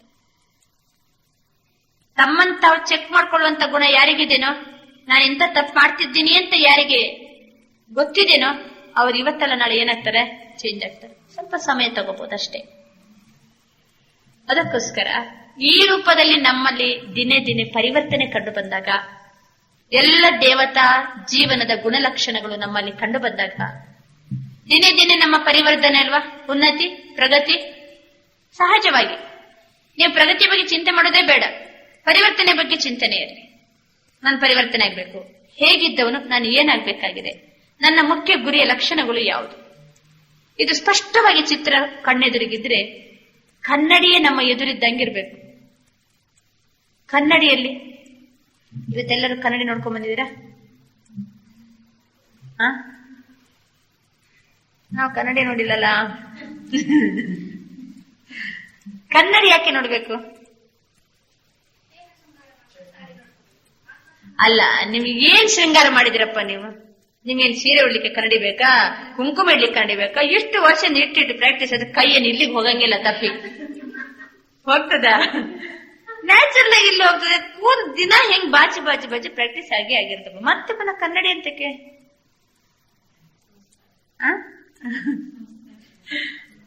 ಅಲ್ವಾ? ಈಗ ನೀವು ಏನು ಬೇಷನ್ ಮಾಡಂಗಿಲ್ಲ, ಏನಿಲ್ಲ. ನಿಮ್ ಕನ್ನಡಿ ಅವಶ್ಯಕತೆನೇ ಇಲ್ಲ. ಆರು ಕನ್ನಡಿ ನೋಡ್ತೀವಿ. ಯಾಕೆ? ಜಾನಕಿ ದಾದಿಯವ್ರು ಕನ್ನಡಿ ನೋಡಂಗಿಲ್ಲ. ಜಾನಕಿ ದಾದಿಯವ್ರು ಕನ್ನಡಿ ನೋಡಂಗಿಲ್ಲ. ಅಲ್ಲ, ನಮ್ಗೆ ಏನ್ ಶೃಂಗಾರ ಅಂತ ಹೇಳ್ಕೊಂಡು ನಾವು ಕನ್ನಡಿ ನೋಡೋಣ. ಕನ್ನಡಿ ಅವಶ್ಯಕತೆ ಬರಂಗಿಲ್ಲ. ಆದರೆ ಕನ್ನಡಿ ನೋಡೋದು ಯಾಕೆಂದ್ರೆ ಏನಾರು ಇನ್ನು ಮಸಿ ಇದೆನಾ, ನೀಟಾಗಿದೇನೋ ಇಲ್ಲೋ, ಶಿಸ್ತಾಗಿದೇನೋ ಇಲ್ಲೋ. ಕೆಲವೊಮ್ಮೆ ನಮ್ಗೆ ಇಲ್ಲಿ ಏನಾರು ಮಸಿಗಿಸಿ ಅಡಿಗೆ ಮನೆಗೆ ಹೋಗಿರ್ತೀವಿ, ಹೆಚ್ಚು ಕಡಿಮೆ ತಪ್ಪ ಮಸಿ ತೆಗ್ದು ಗೊತ್ತಾಗಂಗಿಲ್ಲ. ಇನ್ನು ಅಂತ ದೃಷ್ಟಿಯಿಂದ ಒಮ್ಮೆ ಏನ್ ಮಾಡೋದು, ಕನ್ನಡಿ ಮುಂದೆ ನಿಲ್ತೀವಿ. ಒಂದು ನಿಮಿಷ ಸಾಕು. 10 ನಿಮಿಷ ನಿಲ್ತೀವಿ ಅಂದ್ರೆ ಅದು ಬೇರೆ ಉದ್ದೇಶ. 10 ನಿಮಿಷ ಕನ್ನಡಿ ಮುಂದೆ ನಿಲ್ತೀವಿ ಅಂತಂದ್ರೆ ಅದು ಉದ್ದೇಶನೇ ಬೇರೆ. 1 ನಿಮಿಷ ಜಸ್ಟ್ ಏನು ಒಂದು ಇನ್ನು ಆತ್ಮ ಅಂತಿದ್ದ ಸ್ವಚ್ಛ ಇಟ್ಕೊಳ್ದು ಬೇಡವಾ, ನೀಟಾಗಿರೋದು ಬೇಡ. ಅದಕ್ಕೋಸ್ಕರ ಏನ್ ಮಾಡ್ತೀವಿ, ಕನ್ನಡಿ ನೋಡ್ತೀವಿ ಅಷ್ಟೇ. ಅಂದ್ರೇನು, ನನ್ನ ಹತ್ರ ಏನಾರು ಕಲೆಗಳಿದೆನಾ, ಏನಾರು ಕೊಳಕಿದೆಯಾ, ಅದು ನಾನು ನೀಟಾಗಿದ್ದೀನಾ, ಶಿಸ್ತಾಗಿದ್ದೀನಾ. ಅದೇ ರೀತಿ ತಂದೆ ನಮ್ಗೆ ಜ್ಞಾನದ ದರ್ಪಣ ಕೊಟ್ಟಿದ್ದಾರೆ. ಹೇಗಿರ್ಬೇಕು, ಬಾಯಿ ಹೇಗ್ ಮಾತಾಡ್ಬೇಕು, ಕಣ್ಣು ಹೇಗ್ ನೋಡ್ಬೇಕು, ಕಿವಿ ಹೇಗ್ ಕೇಳ್ಬೇಕು, ಕೆಲಸ ಹೆಂಗ್ ಮಾಡ್ಬೇಕು, ನಾವು ಎಲ್ಲರ ಜೊತೆ ವ್ಯವಹರಿಸಬೇಕು ಹೇಗೆ, ಅಥವಾ ನೀವು ಸಂಸಾರದಲ್ಲಿ ಇದ್ರೆ ಸಹಿತ ನೀವು ಹೆಂಗಿರ್ಬೇಕು, ಪ್ರತಿ ಒಂದಕ್ಕೂ ಸಹಿತ ನಮ್ಗೆ ಜ್ಞಾನ ಕೊಟ್ಟಿದ್ದಾರೆ ಬಾಬಾ. ಒಮ್ಮೆ ಜ್ಞಾನ ದರ್ಪಣದ ಮುಂದೆ ನಿಲ್ಲೋದು. ನಾನು ತಂದೆ ಕೊಟ್ಟಂತ ದರ್ಪಣ, ಜ್ಞಾನ ದರ್ಪಣ ಏನಿದೆ ಎಲ್ಲ ಅದಕ್ಕೆ ತಕ್ಕಂತೆ ಇದ್ದೀನಲ್ವಾ, ಅದಕ್ಕೆ ಉಲ್ಟವಾಗಿ ವಿರುದ್ಧವಾಗಿ ಏನು ನಾನು ನಡ್ಕೊಳ್ತಾ ಇಲ್ಲ ತಾನೆ ಅಂತ ಜಸ್ಟ್ ಒಮ್ಮೆ ಜ್ಞಾನ ದರ್ಪಣದಲ್ಲಿ ನಮ್ಮನ್ನು ನಾವು ನೋಡ್ಕೊಂಡ್ರೆ, ಮಸಿ ಇದ್ರೆ ಹಂಗೆ ನೋಡಿ ಹಂಗೆ ಬಿಡ್ತೀವ? ಬಿಡಂಗಿಲ್ಲ. ಕೂಡ್ಲೇನ್ ಮಾಡ್ಕೊತೀವಿ, ಸೋಪ್ ಹಾಕಿ ತೊಳ್ಕೊಳ್ತೀವಿ, ಕ್ಲೀನ್ ಮಾಡ್ಕೊಳ್ತೀವಿ. ಅದೇ ರೀತಿ ತಂದೆ ಕೊಟ್ಟಂತ ಜ್ಞಾನ ದರ್ಪಣದ ಮುಂದೆ ತಂದೆ ನನಗೆ ಹೇಗಿರ್ಬೇಕಂದಿದ್ದಾರೆ, ನಾನು ಆ ರೀತಿ ಇದ್ದೀನ? ಹೋಗಿ ಹೋಗಿ ರಾತ್ರಿಗೇನೆ ಚೆಕ್ ಮಾಡ್ಕೊಳ್ಳೋದಲ್ಲ. ಚಾರ್ಟ್ ಬರೀದೆ ಯಾವಾಗ? ಚಾರ್ಟ್ ಬರೀದು ರಾತ್ರಿ ಮಲ್ಕೊಳ್ಳೋ ಮೊದಲು ಚಾರ್ಟ್ ಬರಿತೀವಿ, ಚೆಕ್ ಮಾಡ್ಕೊಳ್ತೀವಿ. ಎಲ್ಲಾ ಮಾಡಿ ತಪ್ಪಾಗಿ ಎಲ್ಲಾ ಹೆಚ್ಚು ಕಡಿಮೆ ಲಾಸ್ಟ್ ಚಾರ್ಟ್ ಒಪ್ಪಿಸಿದೆವು, ಮಲ್ಕೊಂಡ್ಬಿಟ್ಟೆವು. ಹಾಗಲ್ಲ, ನೀವು ಗಂಟೆಗೊಮ್ಮೆ ಆದ್ರೂ ಏನಿರ್ಬೇಕು, ಚೆಕಿಂಗ್ ಇರ್ಬೇಕು. ಹಗಲಿಡಿ ನಮ್ ಕಡೆಗೆ ಗಮನನೇ ಇಲ್ಲ, ರಾತ್ರಿ ಮಲ್ಕೊಳ್ಳೋ ಮೊದಲು ಎಲ್ಲ ಗಮನ ಕೊಡ್ತೀವಿ ಅಂತಂದ್ರೆ ಅಷ್ಟೊತ್ತಿಗೆ ಎಷ್ಟೋ ತಪ್ಪುಗಳು ಆಗಿ ಹೋಗಿರ್ತವೆ. ಗಂಟೆ ಆದ್ರೂ ನಮ್ಮನ್ನೊಮ್ಮೆ ಜಸ್ಟ್ ಟ್ರಾಫಿಕ್ ಕಂಟ್ರೋಲ್ ಟೈಮಿಗೆ ನಾನು ಓಕೆ ತಾನೆ, ಬಾಬಾ ಕೊಟ್ಟಂತ ಶಿಕ್ಷಣಕ್ಕೆ ತಕ್ಕಂತಿದ್ದೀನಿ ತಾನೆ ಅಂತ ನನ್ನನ್ನು ಏನ್ ಮಾಡ್ಕೊಳ್ಳೋದೊಮ್ಮೆ ಒಮ್ಮೆ ಚೆಕ್ ಮಾಡ್ಕೊಳ್ಳೋದು. ಸ್ವಲ್ಪ ಹೆಚ್ಚು ಕಡಿಮೆ ಆ ಗಂಟೆ ಚೇಂಜ್ ಮಾಡ್ಕೊಂಡ್ಬಿಡೋಣ ಅಲ್ವಾ, ಸಾಯಂಕಾಲ ತನಕ ಮತ್ತೆ ಯಾಕೆ ಕಂಟಿನ್ಯೂ ಮಾಡೋದನ್ನ. ಆ ರೀತಿ ನಾವು ಚಾರ್ಟ್ ಇಡುವಂತದ್ದು ಸಹ ನಮ್ಮ ಪರಿವರ್ತನೆ ಅಥವಾ ನಮ್ಮ ಉನ್ನತಿಗೋಸ್ಕರ. ಆದ್ರಿಂದ ಪರಿವರ್ತನೆನೇ ನಮ್ಮ ಪ್ರಗತಿ ಅಥವಾ ಉನ್ನತಿಗೆ ಸಾಧನ. ನಿಮ್ಗೆ ಈ ಒಂದು ಗೊತ್ತಲ್ವಾ, ಯಾರೋನು ವಾಲ್ಮೀಕಿ, ಅವನ ಜೀವನದ ಪರಿವರ್ತನೆನೇ ಅವನು ವಿಶ್ವವಿಖ್ಯಾತ ಆಗ್ಲಿಕ್ಕೆ ಏನಾಯ್ತು, ಕಾರಣ ಆಯ್ತಲ್ವಾ, ಅವನ ಉನ್ನತಿಗೆ ಕಾರಣ ಆಯ್ತಲ್ವಾ. ಆದ್ರೆ ಪರಿವರ್ತನೆ ಆಗ್ಬೇಕಾದ್ರೆ ಅವನಿಗೆ ರಿಯಲೈಸೇಷನ್, ತಾನು ಮಾಡಿದಂತ ಪಾಪ ತನಗೇನೆ ಬರ್ತದೆ, ನಾನು ಮಾಡಿದಂತ ಪಾಪವನ್ನ ನನ್ನ ಪತ್ನಿ ಮಕ್ಕಳು ಯಾರು ಹಂಚಿಕೊಳ್ಳಂಗಿಲ್ಲ ಅಂತ ಅವನಿಗೆ ಯಾವಾಗ ರಿಯಲೈಸೇಷನ್ ಆಯ್ತು, ಅವತ್ತೇ ಅವನು ಪಾಪ ಕೆಲಸ ಮಾಡೋದನ್ನ ಬಿಟ್ಟು. ಅದಕ್ಕೋಸ್ಕರ ಹೇಗಿದ್ದವರು ರಿಯಲೈಸೇಷನ್ ಆಯ್ತು ಅಂತಂದ್ರೆ ಎಷ್ಟು ಮಹಾನ್ ವ್ಯಕ್ತಿನೂ ಸಹ ಆಗ್ಬೋದು. ಚಂಬಲ್ ಕಣಿವೆಯಲ್ಲಿ ಪಂಚಮ್ ಸಿಂಗ್, ಅವನ ಈಶ್ವರಿ ವಿಶ್ವವಿದ್ಯಾಲಯದಲ್ಲಿ ಇವತ್ತು ಬ್ರಹ್ಮಕುಮಾರ್. ಜಯಪ್ರಕಾಶ್ ನಾರಾಯಣ್ ಇದ್ದಾಗ ಅವನ ರುಂಡ ಕಡ್ದು ತಂದವರಿಗೆ 70,000 ರೂಪಾಯಿ ಕೊಡ್ತೀನಿ ಅಂತ ಹೇಳ್ಕೊಂಡು ಎಲ್ಲ ಏನ್ ಮಾಡಿದ, ಎಲ್ಲ ಪ್ರಸಾರ ಮಾಡಿದ್ರು. ಆವಾಗ ಎಲ್ಲ ಬಹಳ ಪ್ರಯತ್ನ ಪಟ್ರು ಅವನನ್ನು ಹಿಡಿಲಿಕ್ಕೆ. ಅಷ್ಟೊತ್ತಿಗೆ ಅವನೇ ಅಸ್ತ್ರ ಸಹಿತವಾಗಿ ಜೆಪಿಗೆ ಏನಾದ್ರು ಸರೆಂಡರ್ ಆಗ್ಬಿಟ್ಟ. ಜೀವಾವಧಿ ಶಿಕ್ಷೆ ಅಂತ ಜೈಲಿಗೆ ಹಾಕ್ಬಿಟ್ರು. ಅದೇ ಟೈಮಿಗೆ ಜೈಲಿನಲ್ಲಿ ಅಕ್ಕಂದಿರು ಏನ್ ಮಾಡ್ತಿದ್ರು, ಅಲ್ಲಿ ಶಿಬಿರ ಮಾಡ್ತಿದ್ರು, 7 days ಕೋರ್ಸ್. ನಾವೆಲ್ಲ ಸಾಮಾನ್ಯ ಜೈಲಲ್ಲಿ ಪಾಠ ಕೊಡ್ತೀವಿ. ಆ ಪಾಠ ಕೇಳ್ತಾ ಕೇಳ್ತಾ ಕೇಳ್ತಾ ಕೇಳ್ತಾ ವ್ಯಕ್ತಿ ಪೂರ್ಣ ಏನಾಗ್ಬಿಟ್ಟ, ಪರಿವರ್ತನೆ ಆಗ್ಬಿಟ್ಟ. ಅವನ ಚಲನವಲನ ಮಾತು ಎಲ್ಲ ಎಂತ ಯೋಗಿ ಜೀವನ ಜೈಲಲ್ಲಿ ನಡೆಸಲಿಕ್ಕೆ ಪ್ರಾರಂಭ ಮಾಡಿದ. ಅವನ ಪರಿವರ್ತನೆ ನೋಡಿ ಮತ್ತೆ ಅವನನ್ನ ಏನ್ ಮಾಡ್ಬಿಟ್ರು, ಬಿಟ್ಟು ಅವನಿಗೆ ಮನೆ ಎಲ್ಲ ಕೊಟ್ಟು ಅವನಿಗೆ ಬಿಟ್ಟಿದ್ದಾರೆ. ಅವನ ಮಗಳು ರಮಾ ಅಂತ ಹೇಳ್ಕೊಂಡು ಇವತ್ತು ನಮ್ಮ ಹಾಗೇನೆ ಬ್ರಹ್ಮಕುಮಾರಿ ಅವನ ಮನೆಯಲ್ಲೇ ಏನ್ ನಡೀತಾ ಉಂಟು ಇವತ್ತು ಈಶ್ವರಿ ವಿಶ್ವವಿದ್ಯಾಲಯ. ನಾವೀಗ ಅಣ್ಣವರೇ ಅಂತ ಕರಿತೀವಿ. ಮೊದಲು ದೊಡ್ಡ ದಕ್ಕಾಯ್ತ, ಈಗ ನಮ್ಗೆಲ್ಲರಿಗೂ ಅವ್ರ ಅಣ್ಣವರು ಅಲ್ವಾ, ಪರಿವಾರದಲ್ಲಿದ್ದಾರೆ. ಈಗ ಒಂದ್ಸರಿ ನಾವು ಮೌಂಟ್ ಅಬಿಗೆ ಹೋದಾಗ ಅವ್ರದ್ದು ಅನುಭವ ಇಟ್ಟಿದ್ರು. ಏನ್ ಅನುಭವ ಕೇಳ್ಬೇಕು. ನಾನು ಒಂದು ಕಾಲದಲ್ಲಿ ರಾವಣನಂಗೆ ಕೆಲಸ ಮಾಡಿದೀನಿ, ಲೆಕ್ಕ ಇಲ್ಲದಷ್ಟು ಜನರನ್ನ ಕೊಂದಿದ್ದೀನಿ. ನನ್ನಂತ ಪಾಪಿಗೂ ಇಂಥ ಒಂದು ಯೋಗಿ ಜೀವನ ಸಿಗ್ತಂತ ನಾನು ಕನಸು ಮನಸ್ಸಲ್ಲಿ ಯೋಚನೆ ಮಾಡಿಲ್ಲ. ಅಷ್ಟು ಕಠಿಣವಾದಂತ ಪಾಪದ ಸಂಸ್ಕಾರವನ್ನು ನಾನೀಗ ತೊಳ್ಕೋಬೇಕಾದ್ರೆ ನಾನು ಎಷ್ಟು ಕ್ಷಣ ಕ್ಷಣಕ್ಕೂ ಯೋಗಿ ಆಗ್ಬೇಕಂತ ಅವ್ರು ನಮ್ಗಿಂತಲೂ ಎಷ್ಟೋ ಪಟ್ಟು ಜಾಸ್ತಿ ಯೋಗಿ ಇದ್ದಾರೆ. ಅವರು ಎಷ್ಟು ನಡಿಬೇಕಾದ್ರೆ, ಮಾತಾಡ್ಬೇಕಾದ್ರೆ, ತಿರುಗ್ಬೇಕಾದ್ರೆ ಒಂದಿಷ್ಟು ಏನಾಗಂಗಿಲ್ಲ, ಮೇಲೆ ಕೆಳಗಾಗಂಗಿಲ್ಲ. ಎಷ್ಟು ಸಮಾಧಾನಿ ಅಂದ್ರೆ ಅವರನ್ನು ನೋಡಿದ್ರೆ ನಿರಂತರ ಅವ್ರ ನೆನಪಲ್ಲೇ ಇದ್ದ ಹಾಗೆ, ಅವರ ಸ್ಥಿತಿ ಕಂಡಾಗನೆ ನೋಡುವಾಗನೆ ಗೊತ್ತಾಗ್ಬಿಡ್ತದೆ. ಹಾಗಾದ್ರೆ ಎಂಥವರಿಗೂ ಎಂಥ ಜೀವನನೂ ಇದೆ ಅಲ್ವಾ. ಅಷ್ಟು ಪ್ರಗತಿ ಕಾಣಬೇಕಾದ್ರೆ ಕಾರಣ ಯಾವುದು? ಪರಿವರ್ತನೆಗೆ ಕಾರಣ ಯಾವುದು? ರಿಯಲೈಸೇಷನ್. ನಿಜವಾದ ಒಂದು ಏನದು ಕನ್ನಡ ಶಬ್ದ? ತಿಳುವಳಿಕೆ. ರಿಯಲೈಸೇಷನ್ ಅಂದ್ರೆ ಎಲ್ರಿಗೂ ಅರ್ಥ ಆಗ್ತದೆ. ಆದ್ರಿಂದ ಪರಿವರ್ತನೆ ಮಾಡ್ಕೊಳ್ಳೋದು ಒಂದು ಕಲೆ. ಇನ್ನು ಪರಿವರ್ತನೆ ಆಗುವಾಗ ನಮ್ಮಲ್ಲಿ ಮೋಲ್ಡಿಂಗ್ ಪವರ್ ಅಂದ್ರೆ ಏನು? ನಮ್ಮನ್ನ ಬೇಕಾದ ಹಂಗೆ ಚೇಂಜ್ ಮಾಡ್ಕೋಬೇಕಾದ್ರೆ ನಾವು ಚೊಕ್ಕ ಚಿನ್ನಾಗಿರ್ಬೇಕು. ಚೊಕ್ಕ ಚಿನ್ನ ಗೊತ್ತಾ ನಿಮ್ಗೆ? ಚೊಕ್ಕ ಚಿನ್ನದ ಬಳೆ ಮಾಡಿಸಿದ್ರೆ ಅದು ಹಿಂಗ್ ಮೆತ್ತಗೆ ಇರ್ತದೆ, ಅದು ಗಟ್ಟಿರಂಗಿಲ್ಲ. ಶುದ್ಧ ಚಿನ್ನ ಮೆತ್ತಗಿರ್ತದೆ. ಅದಕ್ಕೇನೋ ಲೋಹ ಎಲ್ಲ ಮಿಕ್ಸ್ ಮಾಡಿ ಏನ್ ಮಾಡಿರ್ತಾರೆ, ಅದನ್ನ ಕಬ್ಬಣ ಮಿಕ್ಸ್ ಮಾಡಿ ಎಲ್ಲ ಗಟ್ಟಿ ಮಾಡಿರ್ತಾರೆ. ಶುದ್ಧ ಚಿನ್ನ ಬೇಕಾದಂಗೆ ಏನಾಗ್ತದೆ? ಮೋಲ್ಡ್ ಆಗ್ತದೆ. ನನ್ನನ್ನ ಸುಲಭವಾಗಿ ಪರಿವರ್ತನೆ ಮಾಡ್ಕೋಬೇಕಾದ್ರೆ ಮೊದಲು ನನ್ನ ಬುದ್ಧಿಯನ್ನು ಏನ್ ಮಾಡ್ಕೋಬೇಕು? ನಾನು ದಿವ್ಯ ಮಾಡ್ಕೋಬೇಕು, ಸ್ವಚ್ಛ ಮಾಡ್ಕೋಬೇಕು. ಅದಕ್ಕೇನೆ ಯಾವುದು? ತಂದೆ ಶಿಕ್ಷಣ. ನೋಡ್ರಿ, ದಿನಾ ಈ ಜ್ಞಾನ ಕೇಳ್ತಾ ಕೇಳ್ತಾ ಕೇಳ್ತಾ ಕೇಳ್ತಾ ಕೇಳ್ತಾ ಬಂದ ಹಂಗೆ ನಮ್ದು ಆಂತರಿಕ ಸ್ನಾನ ತಾನೇ ಇದು ಜ್ಞಾನ ಸ್ನಾನ. ಜ್ಞಾನ ಸ್ನಾನ ಅಂದ್ರೆ ಆಂತರಿಕ ಸ್ನಾನ. ಎಷ್ಟು ನಾಲೆಜ್ ಕೇಳ್ತೀವಿ ನಾವು ಆಂತರಿಕವಾಗಿ ಸ್ವಚ್ಛ ಆಗ್ತೀವಿ. ಎಷ್ಟು ನಮ್ಮಲ್ಲಿ ಸ್ವಚ್ಛತೆ ಬಂತು, ನಾವು ಸತ್ಯ ಚಿನ್ನಾದೆವು. ನಮ್ಮ ಪರಿವರ್ತನೆ ನ್ಯಾಚುರಲ್. ಅದು ಪರಿವರ್ತನೆ ನ್ಯಾಚುರಲ್. ಅದಕ್ಕೋಸ್ಕರ ನಾವು ಅಂತ ಒಂದು ಮೋಲ್ಡಿಂಗ್ ಪವರ್ ಆಗ್ಬೇಕು. ಬರ್ಬೇಕಾದ್ರೆ ನಮ್ಮ ಹತ್ರ ರಿಯಲ್ ಗೋಲ್ಡ್ ಆಗ್ಬೇಕು. ಮೋಲ್ಡಿಂಗ್ ಪವರ್ ಬರುದೇ ಯಾವಾಗ? ನಾವು ರಿಯಲ್ ಗೋಲ್ಡ್ ಆದಾಗ, ಚೊಕ್ಕ ಚಿನ್ನವಾದಾಗ. ಆದ್ರಿಂದ ಈ ರೀತಿ ನಮ್ಮನ್ನ ಪರಿವರ್ತನೆಯ ಒಂದು ಮೆಟ್ಟಲ್ ನಾವು ಏರ್ತೀವಿ ಅಂತಂದ್ರೆ ಅದೇ ನಮ್ಮ ಪ್ರಗತಿಗೆ ಮೂಲ ಸಾಧನ. ಇನ್ನು ಮುಂದಿನ ಕಲೆ ಕರ್ಮ ಮಾಡುವ ಮತ್ತು ಕರ್ಮಾತೀತರಾಗುವ ಕಲೆ. ಕರ್ಮ ಮಾಡುವ ಮತ್ತು ಕರ್ಮಾತೀತರಾಗುವ ಕಲೆ. ನಾವೀ ಕರ್ಮ ಜಗತ್ತಿಗೆ ಬಂದಿದೀವಿ ಅಂತಂದ ಮೇಲೆ ಒಂದಲ್ಲ ಒಂದು ಕರ್ಮ ಮಾಡ್ತಲೇ ಇರ್ತೀವಿ. ಕರ್ಮ ಸನ್ಯಾಸ ಅನ್ನುವಂತ ಶಬ್ದನೇ ತಪ್ಪು. ಕರ್ಮ ಸನ್ಯಾಸ ಒಂದೇ ದಿನ. ಯಾವಾಗ? ಆತ್ಮ ದೇಹ ಬಿಟ್ಟು ಹೋದಾಗನೇ ಕರ್ಮ ಸನ್ಯಾಸ. ಎಲ್ಲೇ ತನಕ ಆತ್ಮ ಈ ದೇಹದ ಒಳಗಡೆ ಇರ್ತದೋ, ಈ ಕರ್ಮ ಕ್ಷೇತ್ರದಲ್ಲಿ ನಾವು ಪಾತ್ರ ಮಾಡ್ತಾ ಇರ್ತೀವೋ, ಒಂದಲ್ಲ ಒಂದು ಕರ್ಮ ನಮ್ಮಲ್ಲಿ ನಡೀತಲೇ ಇರ್ತದೆ. ಹಾಗಾದ್ರೆ ನಾವು ಮಾಡುವಂತ ಕರ್ಮ ಹೇಗಿರ್ಬೇಕು? ಹಿರಿಯರ ಮಾತು ನೆನಪು ಮಾಡ್ಕೋಬಹುದು. ಮಾಡುವಂತಿರಬೇಕು, ಮಾಡದಂತಿರಬೇಕು, ಮಾಡುವ ಮಾಟದೊಳಗೆ ನಾನಿಲ್ಲದಿರಬೇಕು. ನೋಡುವಂತಿರಬೇಕು, ನೋಡದಂತಿರಬೇಕು, ನೋಡುವ ನೋಟದೊಳಗೆ ನಾನಿಲ್ಲದಿರಬೇಕು. ಇದು ಬಸವಣ್ಣನವರದಿರ್ಬೇಕು ಹೆಚ್ಚಿನ ಅಂಶ. ಕೆಲಸ ಮಾಡುವಂತಿರ್ಬೇಕು, ಮಾಡದಂತಿರ್ಬೇಕು. ಅಂದ್ರೆ ಮಾಡುವಂತಿರ್ಬೇಕು, ನಾನ್ ಮಾಡಿದೆ ಇಲ್ಲ, ಮಾಡದಂತಿರ್ಬೇಕು. ಅಂದ್ರೆ ಮಾಡುವ ಮಾಟದೊಳಗೆ ನಾನು ಎನ್ನುವುದು ಇರಬಾರದು. ನೋಡುವಂತಿರಬೇಕು, ನೋಡದಂತಿರಬೇಕು. ನೋಡುವ ನೋಟದೊಳಗೆ ನಾನಿಲ್ಲದಿರಬೇಕು. ಹಾಗೆ ಕೊನೆಗೆ ನಂತರ ನೆನೆಯುವಂತಿರಬೇಕು, ನೆನೆಯದಂತಿರಬೇಕು. ನೆನೆಯುತ್ತ ಸಹಜ ರಾಜಯೋಗಿ ಆಗ್ಬೇಕು ಅಂತ ಅರ್ಥ. ಈಗ ನೋಡ್ರಿ, ಬಾಬರ್ ನೆನಪು ಇಷ್ಟು ನಮ್ಗೆ ನ್ಯಾಚುರಲ್. ಕೊನೆಗೆ ನೆನಪು ಮಾಡ್ತಾ ಮಾಡ್ತಾ ಮಾಡ್ತಾ ಮಾಡ್ತಾ ನ್ಯಾಚುರಲ್. ಅದಕ್ಕೆ ತಂದೆ ಕೊಟ್ಟಂತ ಶಿಕ್ಷಣ ನೋಡ್ರಿ, ಸಹಜ ರಾಜಯೋಗ. ನಾವೇನ್ ಕಷ್ಟ ಪಡ್ಕೊಂಡು ಎಲ್ಲಾ ಸಂಸಾರ ಎಲ್ಲ ಬಿಟ್ಟು ಎಲ್ಲೋ ಮೂಲೆಯಲ್ಲಿ ಕುಂತು ಒಳ್ಳೆ ತಪಸ್ ಮಾಡ್ಕೊಂಡು ಆ ಟೈಪಿನ ಯೋಗ ಅಲ್ಲ ಇದು. ಇದು ಸಹಜ ರಾಜಯೋಗ, ಈಸಿ. ಅದಕ್ಕೋಸ್ಕರ ಈಗ ನಾವು ಕೆಲಸ ಮಾಡುವಾಗ, ನೀವು ಕರ್ಮಕ್ಷೇತ್ರದಲ್ಲಿ ಇದ್ದಾಗ, 4 ಜನರ ಜೊತೆಗಿದ್ದಾಗ, ನಿಭಾಯಿಸುವಾಗ ಅಲ್ಲಿ ನಾನು ಮತ್ತೆ ನನ್ನದು ಅಂತ ಬಂದ್ರೆ ಎಲ್ಲ ರೂಪದ ಟೆನ್ಷನ್ ಆಗ್ಲಿ, ಅಥವಾ ನಮಗೆ ಮಾನಸಿಕವಾಗಿ ತೊಂದರೆ ಆಗ್ಲಿ ಬರ್ಲಿಕ್ಕೆ ಅದೇ ಮೂಲ ಕಾರಣ. ಬಹಳ ಚೆನ್ನಾಗಿ ಕೆಲಸ ಮಾಡಿರ್ತೀವಿ, ಎಲ್ಲ ಮಾಡಿರ್ತೀವಿ, ಮತ್ತೆ ನಾನ್ ಮಾಡಿದೆ, ನಾನ್ ಹಿಂಗ್ ಮಾಡಿದ್ರೆ ಸಹಿತ ಇವ್ರು ಹಿಂಗ್ ಮಾಡಿದ್ರಲ್ಲ, ಈ ನಾನು ಅಂತ ಶಬ್ದ ಏನು ಬಂತು ಅದು ನಮ್ಗೆ ಮಾನಸಿಕವಾಗಿ ಅಭಿಮಾನದ ಒಂದು ರೂಪವನ್ನು ತಾಳಿಬಿಡ್ತದೆ. ಅದಕ್ಕೆ ಈಗ ನೋಡ್ರಿ, ಕಮಲದ ಪುಷ್ಪ ಅದು ಇರುವುದು ಎಲ್ಲಿ? ಅದು ಇರುವುದು ಕೆಸರಿನಲ್ಲಿ.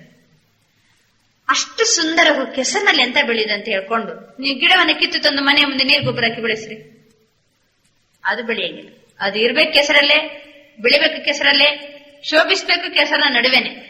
ಕೆಸರಿನಲ್ಲೇ ಹುಟ್ಟಿ ಕೆಸರಿನಲ್ಲೇ ಬೆಳೆದ್ರೂ ಸಹ ತಾನು ಮಾತ್ರ ಕೆಸರಿಗೆ ಅಂಟಿಕೊಳ್ಳಂಗಿಲ್ಲ. ಈ ಸಂಸಾರ ಬಿಟ್ಟು ಎಲ್ಲಿನೂ ಹೋಗ್ಲಿಕ್ಕಿಲ್ಲ, ಇರ್ಬೇಕು ಈ ಸಂಸಾರದಲ್ಲೇ, ಈ ಜಗತ್ತಿನಲ್ಲೇ ಇರ್ಬೇಕು, ಈ ಕೆಸರಿನಲ್ಲೇ ಬದುಕ್ಬೇಕು.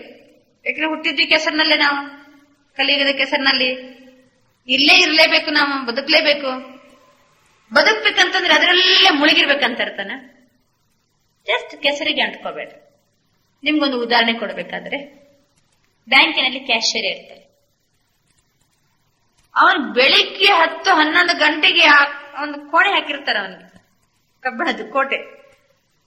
ಹಣ ಲೆಕ್ಕ ಮಾಡ್ತಾನೆ ಬೆಳಿಗ್ಗಿಂದ ಸಾಯಂಕಾಲ ತನಕನೂ ಹಣದ ರಾಶಿ ನಡುವೆನೆ ಇರ್ತಾನೆ, ಕೋಟ್ಯಾಂತರ ರೂಪಾಯಿ ನಡುವೆ ಇರ್ತಾನೆ. ನಾನು ಅಷ್ಟು ಹಣ ನೋಡಿ ನಾನು ಇದನ್ನೆಲ್ಲ ಒಯ್ದೊಂದು ಮನೆ ಕಟ್ಟಿದ್ರೆ ಹೇಗೆ ಅಂತ ವಿಚಾರ ಮಾಡ್ತಾನ.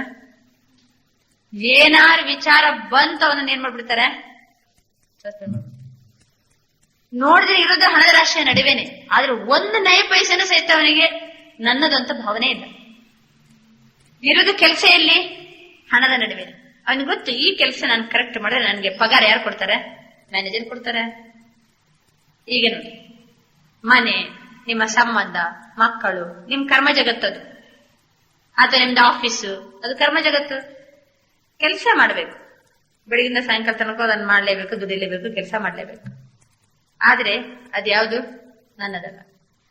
ನನ್ನದಲ್ಲ ಅಂತಂದ್ರೆ ನೀವು ಕೆಲಸದಲ್ಲಿ ನಿರ್ಲಕ್ಷ್ಯ ಮಾಡ್ಲಿಕ್ಕೆ ಆಗ್ತದ? ಆಗಂಗಿಲ್ಲ.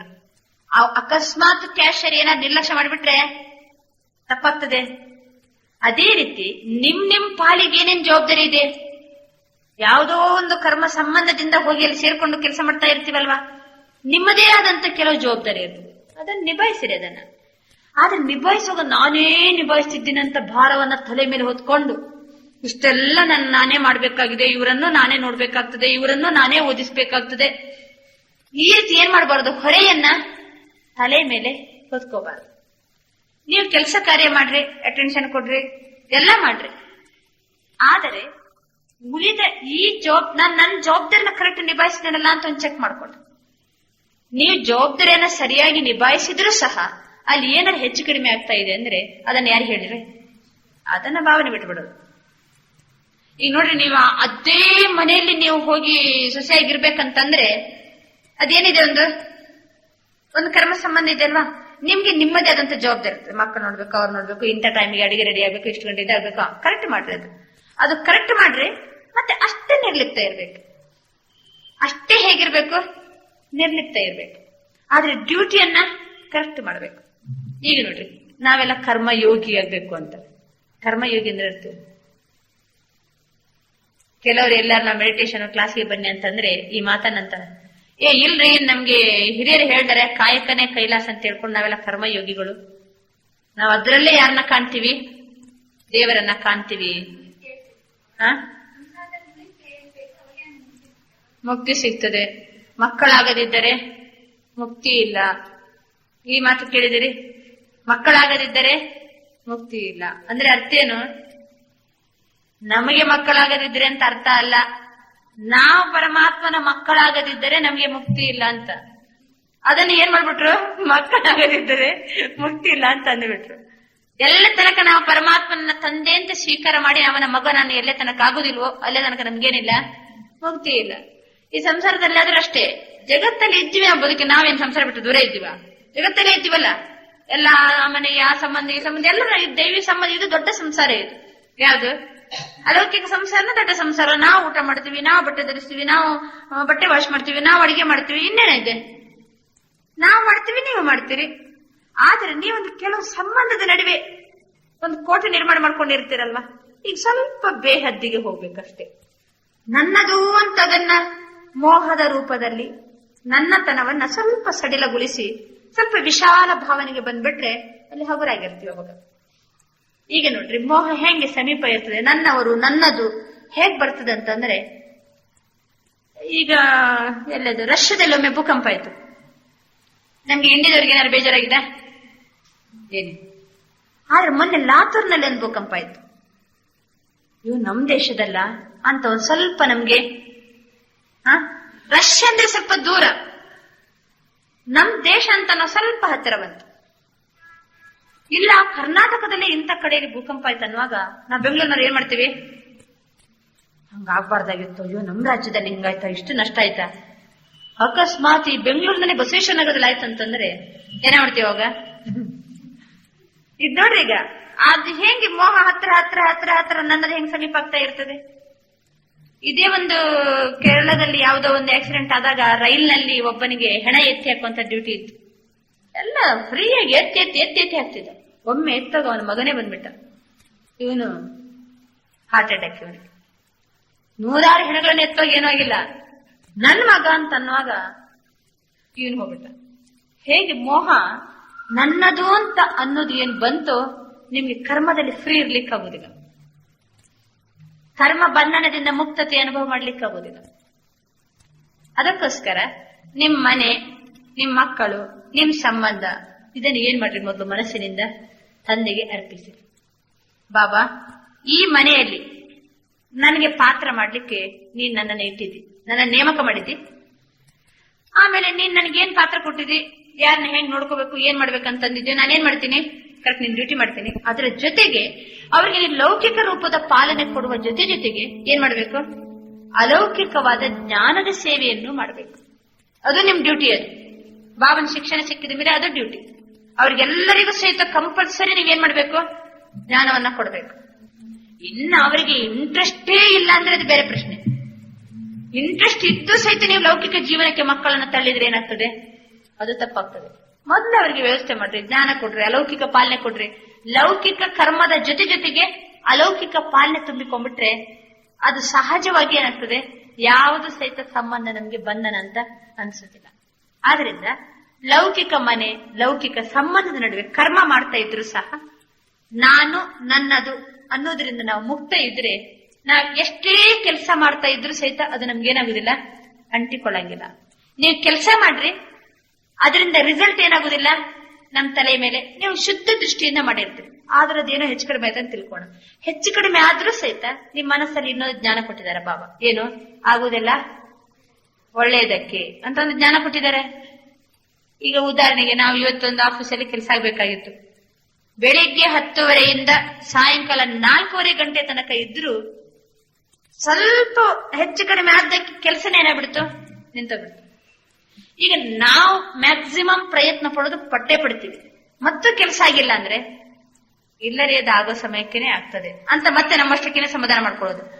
ಒಂದ್ ವೇಳೆ ಆಗುವಾಗ ಆಗ್ತದೆ ಅಂತ ಹೇಳ್ಕೊಂಡು ನಾನು ಹೋಗದೇನೆ ಕೂತ್ಕೊಂಡ್ರೆ ಅದಲ್ಲ. ಪ್ರಯತ್ನ ಮಾಡುದು, ನಮ್ಮ ಪ್ರಯತ್ನ ನಮ್ಗೆ ಹೇಗೆ ನಾವು ಮಾಡ್ಬೇಕು, ಹೆಂಗ್ ಸಾಧನೆ ಮಾಡ್ಬೇಕು, ಹೆಂಗ್ ಪ್ರಚಾರ ಎಲ್ಲ ಮಾಡ್ರಿ. ಮತ್ತದಾಗಿಲ್ಲ ಅಂತಂದ್ರೆ ಅದರಿಂದ ಏನಾಗ್ಬೇಕು, ಮೈಂಡಿಗೆ ಏನಾಗ್ಬಾರ್ದು, ಇಫೆಕ್ಟ್ ಆಗ್ಬಾರ್ದು. ನಾನ್ ಮಾಡೋದು ಕರೆಕ್ಟ್ ಮಾಡಿದೇನಲ್ಲ ಅಂತ ಒಂದು ತೃಪ್ತಿ ಇದ್ರೆ ಸಾಕು ನಮ್ಗೆ. ರಿಸಲ್ಟ್ ಯಾರಿಗೆ ಬಿಟ್ಟು ಬಿಡ್ಬೇಕು, ಬಾಬರವರಿಗೆ ಬಿಟ್ಟು ಬಿಡ್ಬೇಕು. ಮಾಡಿಸೋನು ಅವನು, ನೋಡೋನು ಅವನು, ಮಾಡಿಸೋನು ಮಾಡಿಸ್ತಾರೆ, ತಿನ್ನಿಸೋನು ತಿನ್ನಿಸ್ತಾರೆ, ನಡೆಸೋನು ನಡೆಸ್ತಾರೆ. ಬಾಯಲ್ಲಿ ಹೇಳಿದ್ರೆ ಬಹಳ ಸುಲಭ. ಭಗವಂತ ಎಲ್ಲ ನಿನ್ನದೆಪ್ಪ, ನನ್ನದು ಏನೂ ಇಲ್ಲ ಅಂತ. ಆಮೇಲೆ ಪುನಃ ನನ್ನದಂತ ಹೇಳ್ಕೊಂಡು ಪುನಃ ಏನ್ ಮಾಡೋದು, ದುಃಖ ಪಡೋದು. ಅಂದ್ರೆ ಅವನಿಗೆ ಕೊಟ್ಟಾಗ ಮಾಡೋದು, ಮತ್ತೆ ಪುನಃ ವಾಪಸ್ ತಗೊಂಡ್ಬಿಡೋದು. ಅದು ಅವನ ಪಾಪ ಏನ್ ಜವಾಬ್ದಾರಿ ತಗೋತಾನೆ. ನೀವು ಪೂರ್ತಿ ಅವನಿಗೆ ಜವಾಬ್ದಾರಿ ಕೊಟ್ಬಿಡಿ, ಖಂಡಿತ ಜವಾಬ್ದಾರಿ ನಿಭಾಯಿಸ್ತಾರೆ ಬಾಬಾ. ನಾವು ಕೊಡ್ಲಿಕ್ಕೆ ತಯಾರಿಲ್ಲ ಪೂರ್ತಿ. ಅಕಸ್ಮಾತ್ ನಿಮ್ಗೆ ಏನಾದ್ರು ನಿಮ್ಗೆ ಸಮಯಕ್ಕೆ ಸರಿಯಾಗಿ ನಿಮ್ಗೆ ಸಹಯೋಗ ಬಾಬನಿಂದ ಸಿಗ್ತಾ ಇಲ್ಲ ಅಂದ್ರೆ ಅರ್ಥ ಏನು, ನೀವು ಪೂರ್ತಿ ಜವಾಬ್ದಾರಿಯನ್ನು ಕೊಟ್ಟಿಲ್ಲ ಅಂತ. ಪೂರ್ತಿ ಜವಾಬ್ದಾರಿಯನ್ನ ನೀವು ಅರ್ಪಣೆ ಮಾಡಿದ್ರೆ ಅದು ಖಂಡಿತವಾಗಿ ಬಾಬಾ ನಿಭಾಯಿಸ್ತಾರೆ. ನಾವು ಅವ್ರಿಗೆ ಪೂರ್ತಿ ಜವಾಬ್ದಾರಿ ಕೊಡಂಗಿಲ್ಲ, ನಿಮ್ ಸಮಯಕ್ಕೆ ಸರಿ ಸಹಯೋಗ ಸಿಗಂಗಿಲ್ಲ. ಕರ್ಮ ಬಂಧನದಿಂದ ಮುಕ್ತ ಆಗ್ಲಿಕ್ಕೆ ಬಹಳ ಸುಲಭ ಯುಕ್ತಿ ಏನಂದ್ರೆ ತಂದೆಗೆ ಏನ್ ಮಾಡ್ಬಿಡುದು, ಜವಾಬ್ದಾರಿ ಕೊಡ್ಬಿಡುದು. ಅಂದ್ರೆ ಪ್ರಯತ್ನ ಮಾಡೋದು ಮಾತ್ರ ಬಿಡಬಾರದು. ಪ್ರಯತ್ನ ನಾವು ಮಾಡೋದೆಲ್ಲ ಮಾಡ್ತಾನೆ ಇರ್ತೀವಿ, ಜವಾಬ್ದಾರಿ ಯಾರು ಕೊಡೋದು, ತಂದೆ ಕೊಡೋದು. ಈಗ ನೋಡ್ರಿ, ಒಬ್ರು ದೊಡ್ಡವರು ಹಿರಿಯರಿದ್ದಾರೆ ಅಧಿಕಾರಿಗಳು, ಅವ್ರು ಏನೋ ಕೆಲಸ ಹೇಳಿರ್ತಾರೆ, ನಾವು ಕೆಲಸವನ್ನು ಕರೆಕ್ಟ್ ಮಾಡ್ಬೇಕು. ಅದು ಸ್ಯಾಂಕ್ಷನ್ ಆಗ್ತದೋ ಹೋಗ್ತದೋ ಬಿಡ್ತದೋ ಇವ್ರಿಗೇನ್ ಚಿಂತೆ ಇಲ್ಲ. ಯಾರಿಗೆ? ಕೆಲಸ ಮಾಡೋರಿಗೆ. ಅದೆಲ್ಲ ಯಾರಿಗೆ ಚಿಂತೆ? ಅದು ಹಿರಿಯರಿಗೆ ಚಿಂತೆ ಇರ್ತದಲ್ವಾ, ಅವ್ರ ಜವಾಬ್ದಾರಿ, ಅವ್ರ ಚಿಂತೆ, ಅವರು ಹೇಳ್ದಂಗೆ ಮಾಡೋದಷ್ಟೇ ನನ್ನ ಡ್ಯೂಟಿ. ಅದು ಕೆಲಸ ಆಗಿಲ್ಲ ಅಂತಂದ್ರೆ ವಿಚಾರ ಮಾಡೋರು ಯಾರು? ಅದು ಅವ್ರು ವಿಚಾರ ಮಾಡ್ತಾರ. ಆ ರೀತಿ ಬಾಬಾ ನನ್ನನ್ನ ಏನ್ ಮಾಡಿದಾರೆ, ಈಗ ನೇಮಿಸಿದ್ದಾರೆ. ಅವ್ರು ಹೇಳ್ಕೊಟ್ಟಂಗೆ, ಅವ್ರು ಕೊಟ್ಟಂತ ಆದೇಶದನುಸಾರ ನಾನು ನಡಿಬೇಕಂತಿದ್ರೆ ನೀವ್ ಎಷ್ಟೇ ಕೆಲಸ ಮಾಡ್ರಿ ಅಷ್ಟೇ ಫ್ರೀ ಇರ್ತೀವಿ. ಮೆಂಟಲಿ ಬಹಳ ಫ್ರೀ ಇರ್ತೀವಿ. ಆದ್ರಿಂದ ಕರ್ಮ ಮಾಡುವ ಕಲೆ ಮತ್ತೆ ಕರ್ಮದಲ್ಲಿ ಕೌಶಲ್ಯತೆ ಬರುದು ಯಾವಾಗ ಅಂತಂದ್ರೆ ನಮ್ದು ಯೋಗದ ಸ್ಥಿತಿ ಪವರ್ಫುಲ್.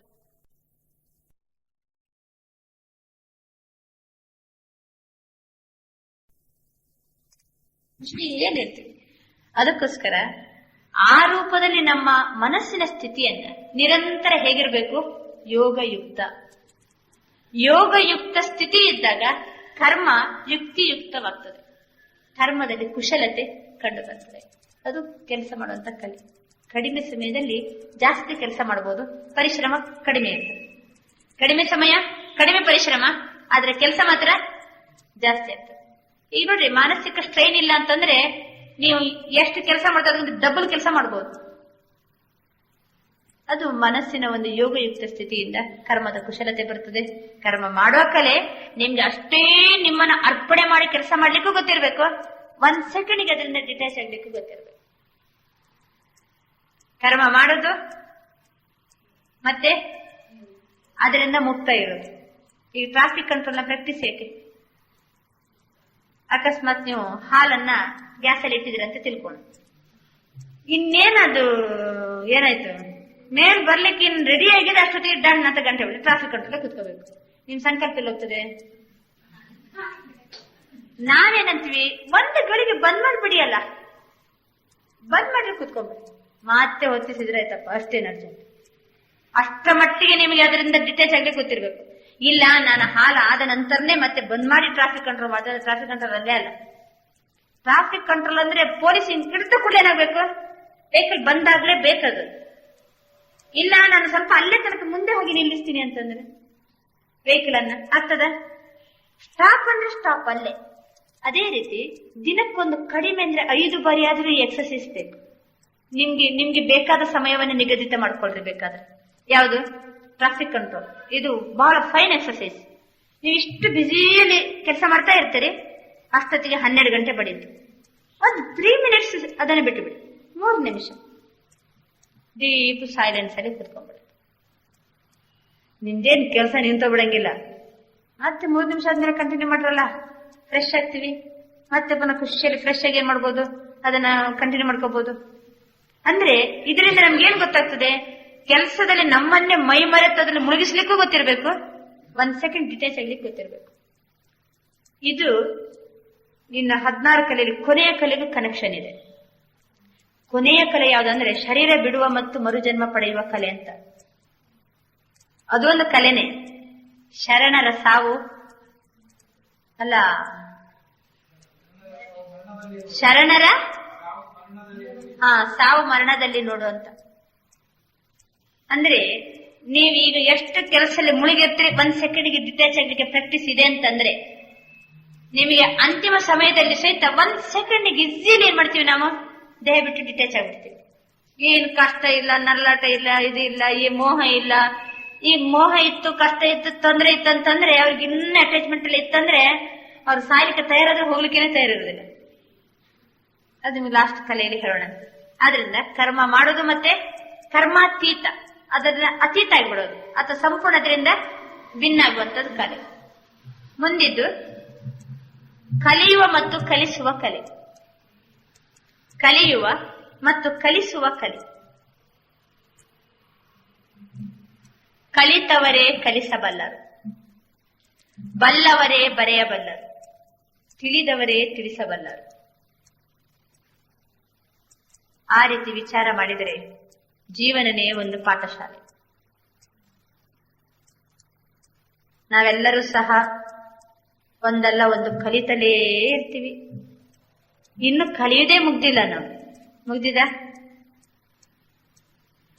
ಈಗ ನಾವು ಕಲಿಬೇಕಂತಂದ್ರೆ, ಕಲಿಸ್ಬೇಕಂದ್ರೆ ನಮ್ಮ ಹತ್ರ ಯಾವ ವಿಶೇಷತೆ ಇರಬೇಕು? ಕಲಿಯುವಂತ ಕಲೆಯಲ್ಲಿ ಆಸಕ್ತಿ ಇರಬೇಕು. ಮತ್ತೆ ನಾನು ತಿಳ್ಕೋಬೇಕು, ಆಸಕ್ತಿ ಬೇಕಲ್ವಾ? ಕಲಿಯುವಾಗ್ಲೂ ಸಹ ಅವನ ಹತ್ರ ಮಾನಸಿಕ ಏಕಾಗ್ರತೆ ಬೇಕು. ಮತ್ತೆ ಕಲಿತೀವಿ ಯಾವಾಗ? ಆತ್ಮಾಭಿಮಾನಿ ಆದಾಗ ಕಲಿಯುವಂತಹ ಬುದ್ಧಿ ಬರ್ತದೆ ನಮ್ಗೆ. ಈಗ ಯಾರೋ ಒಂದು ಪಾಠ ಕೊಡ್ತಾರ, ಇವ್ರ್ಯಾರು ನನ್ಗೆ ಹೇಳೋರು? ಇರ್ಲಿ, ಅವ್ರೊಂದು ಮಾತಂದ್ರೆ ನಾವು ಕಲಿಯೋಣ ಅಲ್ವಾ? ಅದನ್ನ ಆ ರೀತಿ ಇರ್ಲಿಕ್ಕೆ ಪ್ರಯತ್ನ ಪಡೋಣ ಅಲ್ವಾ? ಆದ್ರೆ ದೇಹಾಭಿಮಾನ ಕೆಲವೊಮ್ಮೆ ನಮಗೆ ಕಲೀಲಿಕ್ಕೆ ಬಿಡಂಗಿಲ್ಲ.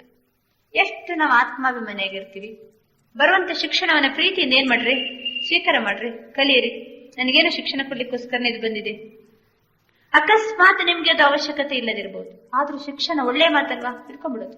ಈಗ ಅಕಸ್ಮಾತ್ ನಾವು ಕೆಲವೊಮ್ಮೆ ತಪ್ಪು ಮಾಡಿರಂಗಿಲ್ಲ, ಬೇರೆ ನಮ್ಗೆ ಏನ್ ಮಾಡ್ತಾರೆ, ಬುದ್ಧಿ ಮಾತು ಹೇಳಲಿಕ್ಕೆ ಚಾಲು ಮಾಡ್ತಾರೆ. ತಪ್ಪು ಮಾಡಿದೀವಿ ಅಂತಲೇ ತಿಳ್ಕೊಂಡು ಏನ್ ಮಾಡ್ತಾರೆ, ಬುದ್ಧಿ ಮಾತು ಹೇಳಲಿಕ್ಕೆ ಚಾಲು ಮಾಡ್ತಾರೆ. ಆಕ್ಚುಲಿ ನಾವು ತಪ್ಪೇ ಮಾಡಿರಂಗಿಲ್ಲ. ಅವಾಗ ಏನ್ ಮಾಡ್ತೀರಿ? ತಪ್ಪು ಮಾಡಿಲ್ಲ ಅಂತ ಸಿದ್ಧ ಮಾಡ್ಲಿಕ್ಕೆ ಹೋಗ್ತೀರಾ? ಇರ್ಲಿ, ಅದೊಂದು ಒಳ್ಳೆ ಮಾತಲ್ವಾ, ಒಳ್ಳೆ ಮಾತಲ್ವಾ? ತಗೊಂಡು ಶಿಕ್ಷಣ ಅಲ್ವಾ, ತಗೊಂಡು ಇಟ್ಕೊಂಡ್ಬಿಡಿ ಒಂದ್ ಕಡೆ. ನಾನ್ ತಪ್ಪು ಮಾಡಿಲ್ವಾ, ಸರಿ ನೀವು ಹಂಗೆ ಇರಿ, ಆದ್ರೆ ಅದನ್ನ ಅಲ್ಲೇ ಹಿಡಿಲಿಕ್ಕೆ ಹೋಗ್ಬೇಡ್ರಿ, ಸ್ವೀಕಾರ ಮಾಡ್ರಿ. ಶಿಕ್ಷಣ ಒಳ್ಳೆ ಮಾತು. ನಾಳೆ ಮತ್ತೊಬ್ರು ಏನಾರು ಮಾಡಿದ್ರೆ ಅದನ್ನ ಯೂಸ್ ಮಾಡ್ಲಿಕ್ಕೆ ಆಗ್ತದೆ. ಅದನ್ನ ಏನ್ ಮಾಡೋದು? ಈಗ ಡಾಕ್ಟರ್ಸ್ ಇರ್ತಾರೆ, ಎಲ್ಲಾ ಔಷಧಿ ಸ್ಟಾಕ್ ಮಾಡ್ತಾರ ಅವ್ರು. ಅಂದ್ರೆ ಎಲ್ಲ ತಾವೇ ತಿಂತಾರ, ತಾವೇ ನುಂಗ್ತಾರ ಗುಳಿಗೆ ಎಲ್ಲ? ಇಲ್ಲ, ಎಷ್ಟು ಸ್ಯಾಂಪಲ್ಸ್ ಬಂದ್ರು ಕೊಡಿ ಕೊಡಿ ಕೊಡಿ ಅಂತಾರ, ಎಲ್ಲ ಇಟ್ಕೊಂಡಿರ್ತಾರೆ. ಇಟ್ಕೊಳ್ಳೋದು ಅವ್ರು ತಮಗೋಸ್ಕರನೇ ಅಂತ ಅರ್ಥ ಅಲ್ಲ. ಇಲ್ಲಿ ಸಮಯ ಬಂದಾಗ, ಯಾವಾಗ ಬಂದಾಗ ಏನ್ ಮಾಡ್ಲಿಕ್ಕೆ ಆಗ್ತದೆ, ಕೊಡ್ಲಿಕ್ಕೆ ಆಗ್ತದೆ. ಇದು ಕಲಿಯುವವರ ಲಕ್ಷಣ. ನಮ್ಗೆ ಅಭಿಮಾನ ಬರಬಾರದು. ನಾನೆಲ್ಲಾ ಕಲಿತು ಮುಗಿದಾಗಿದೆ, ಇನ್ನೇ ನನಗೆ ತಿಳಿಯುವಂತದ್ದಿಲ್ಲ. ಇಲ್ಲ, ನಿಮ್ ಸಣ್ಣ ಮಕ್ಕಳಿಂದಲೂ ಸಹಿತ ಕಲಿಯುವಂತದ್ದಿದೆ. ಕೆಲವೊಮ್ಮೆ ಸಣ್ಣ ಮಕ್ಕಳು ಮಾತಾಡೋ ವರ್ತನೆ ನೋಡಿದ್ರೆ ನಮ್ ದೊಡ್ಡವ್ರಿಗೆ ಏನಾಗ್ತದೆ, ನಾಚಿಕೆ ಬರ್ತದೆ. ಸಣ್ಣವರ ಮಾತಿಗೂ ವಿಚಾರಕ್ಕೂ ಏನ್ ಮಾಡ್ಬೇಕು, ನಾವು ಗೌರವ ಕೊಡ್ಬೇಕು. ಎಲ್ಲ ಕಡೆಯಿಂದಲೂ ಸಹಿತ ಕಲಿಯುವಂತದ್ದೇ ಇರ್ತದೆ.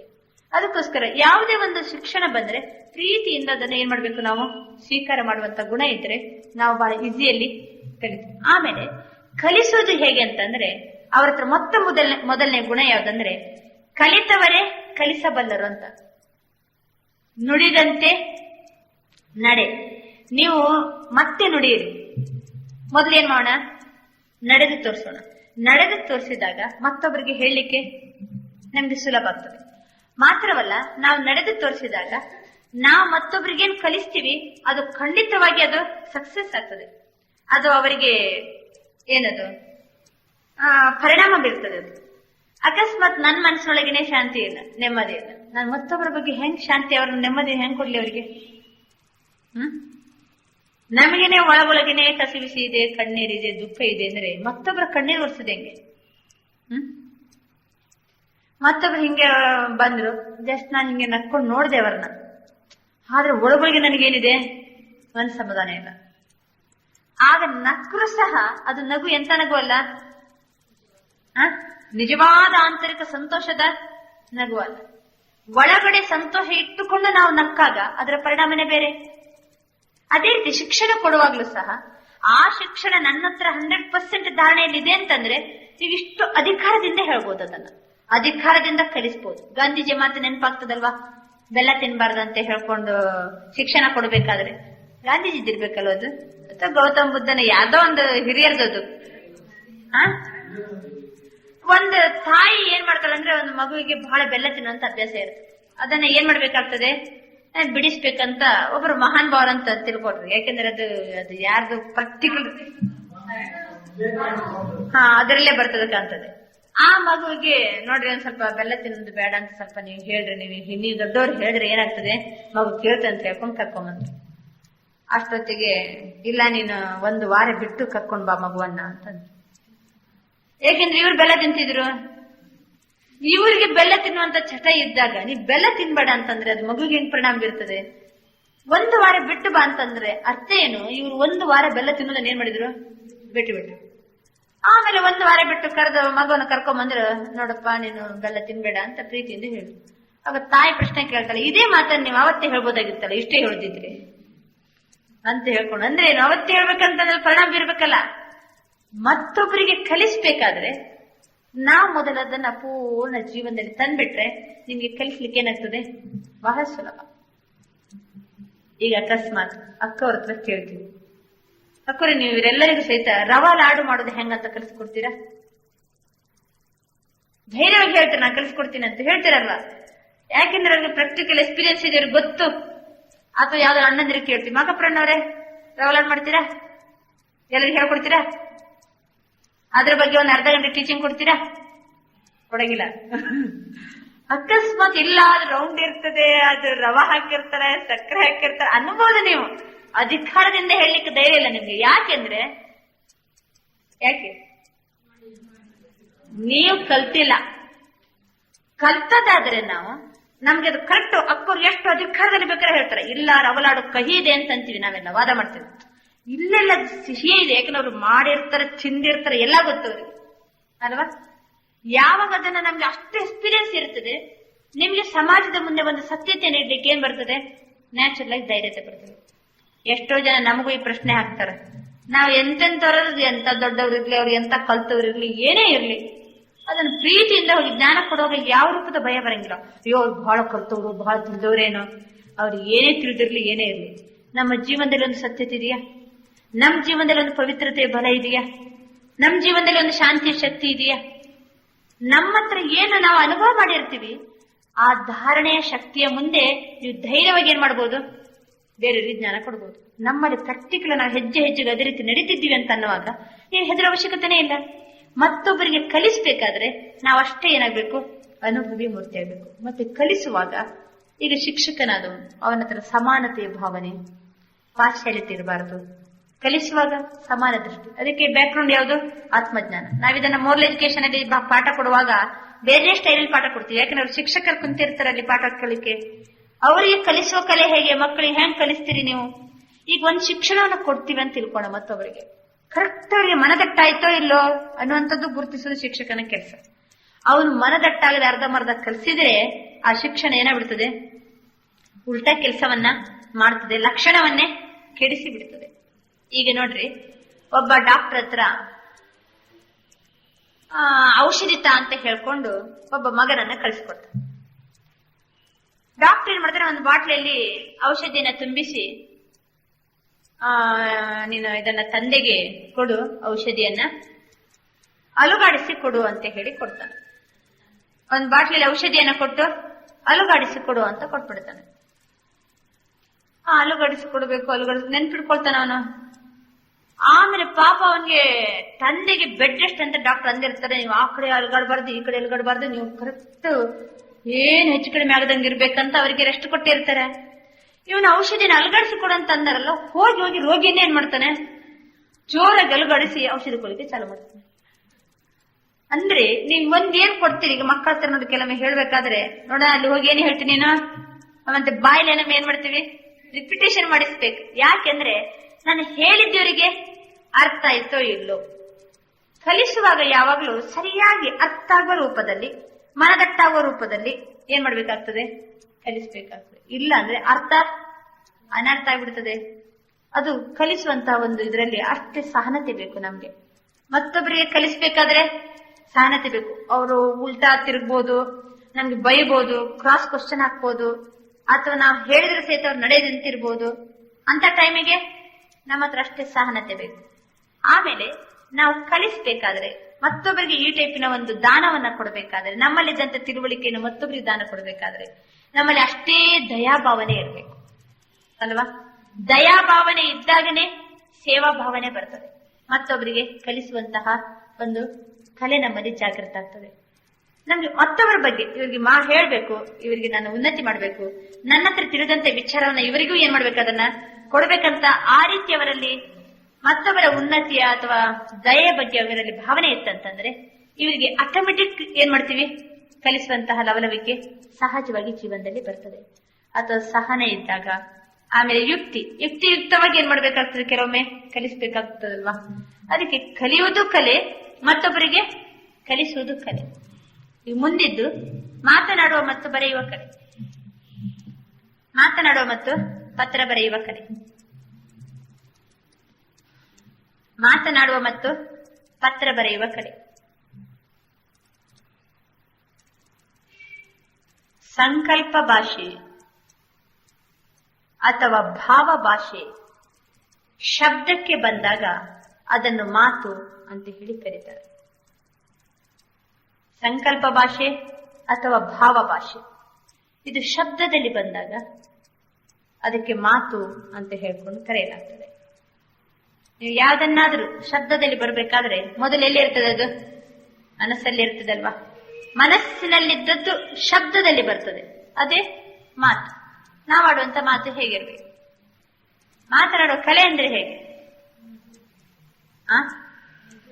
ಕಡಿಮೆ ಮಾತು, ಮಧುರ ಮಾತು, ಮೆಲ್ಲಗೆ ಮಾತು, ಮಿತವಾದ ಮಾತು, ಹಿತವಾದ ಮಾತು, ಮತ್ತೆ ಗೌರವಯುಕ್ತವಾದ ಮಾತು, ಸತ್ಯವಾದ ಮಾತು, ಸ್ಪಷ್ಟವಾದ ಮಾತು. ಮತ್ತೆ ಮಾತಿನಲ್ಲಿ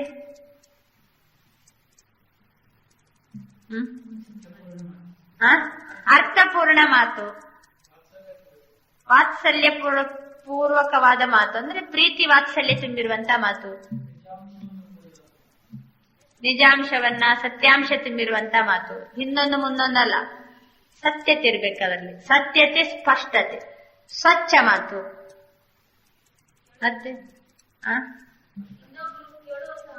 ಮತ್ತೊಬ್ಬರನ್ನ ಸಂತೋಷ ಪಡಿಸುವಂತ ಮಾತು, ಖುಷಿ ಪಡಿಸುವ ಮಾತು, ಮತ್ತೊಬ್ಬರ ಮನಸ್ಸನ್ನ ಗೆಲ್ಲುವಂತ ಮಾತು, ಮತ್ತೊಬ್ಬರನ್ನ ಪರಿವರ್ತನೆ ಮಾಡುವಂತ ಮಾತು. ಮಾತು ಕಲಹಕ್ಕೂ ಕಾರಣ, ಮಾತು ಶಾಂತಿಗೂ ತೋರಣ. ಮಾತಿನಿಂದ ಕಲಹನೂ ಆಗ್ತದೆ, ಅದೇ ಮಾತಿನಿಂದ ಶಾಂತಿನೂ ಬರ್ತದೆ. ಮಾತನ್ನುವಂಥದ್ದು ಪರಸ್ಪರ ಸಂಬಂಧವನ್ನ ಬೆಸೆಯುವಂತಹ ಸೇತುವೆ. ನಿಮ್ ಜೊತೆ ನಾನು ಮಾತಾಡ್ತಾ ಇಲ್ಲ ಅಂತಂದ್ರೆ ಸಂಬಂಧ ಬೆಳೆಯುವುದು ಹೆಂಗೆ?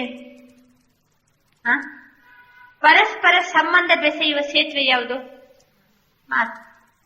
ಮಾತಿನಿಂದ ಎಲ್ಲರನ್ನ ಸಮೀಪನೂ ಮಾಡ್ಕೋಬಹುದು, ಮಾತಿನಿಂದ ಎಲ್ಲರನ್ನ ಹೊಡೆದು ದೂರನೂ ಮಾಡಬಹುದು ಅಲ್ವಾ? ಮಾತಿನಿಂದ ಎಲ್ಲರ ಮನಸ್ಸನ್ನ ಅರಳಿಸಬಹುದು, ಅದೇ ಮಾತಿನ ಕಡಗದಿಂದ ಎಲ್ಲರ ಮನಸ್ಸನ್ನ ಅಳಿಸಬಹುದು, ನೋಯಿಸಬಹುದು. ಅದು ಮಧುರನೂ ಇರ್ತದೆ, ಇದ್ದಕ್ಕಿದ್ದಂಗೆ ಖಡ್ಗದ ತರಹನೂ ಸಹ ಇರ್ತದೆ. ತುಂಡರಿಸುವ ಮಾತು, ಒಬ್ಬರನ್ನ ಮಾತಂದ ಕೂಡಲೇ ಪಟ್ ಅಂತ ಅದನ್ನ ತುಂಡರಿಸುವ ರೂಪದಲ್ಲಿ ಮಾತಾಡೋದು, ಮತ್ತೊಬ್ಬರಿಗೆ ನೋವನ್ನ ಕೊಡ್ತದೆ, ಹಿಂಸೆ ಮಾಡ್ತದೆ. ಅದು ಎಲ್ಲ ರೂಪದಲ್ಲಿ ಕಲಹ ಉದ್ಭವ ಆಗ್ಲಿಕ್ಕೇನೆ ಕಾರಣ ಯಾವುದು? ಮನೆಯಲ್ಲೆಲ್ಲ ಬರೇ ಮಾತು. ಸ್ವಲ್ಪ ಮಾತು ಆಡಿದರೆ ಹೋಯ್ತು, ಮತ್ತು ಒಡೆದರೆ ಹೋಯ್ತು ಅಂತ ಹೇಳಿ.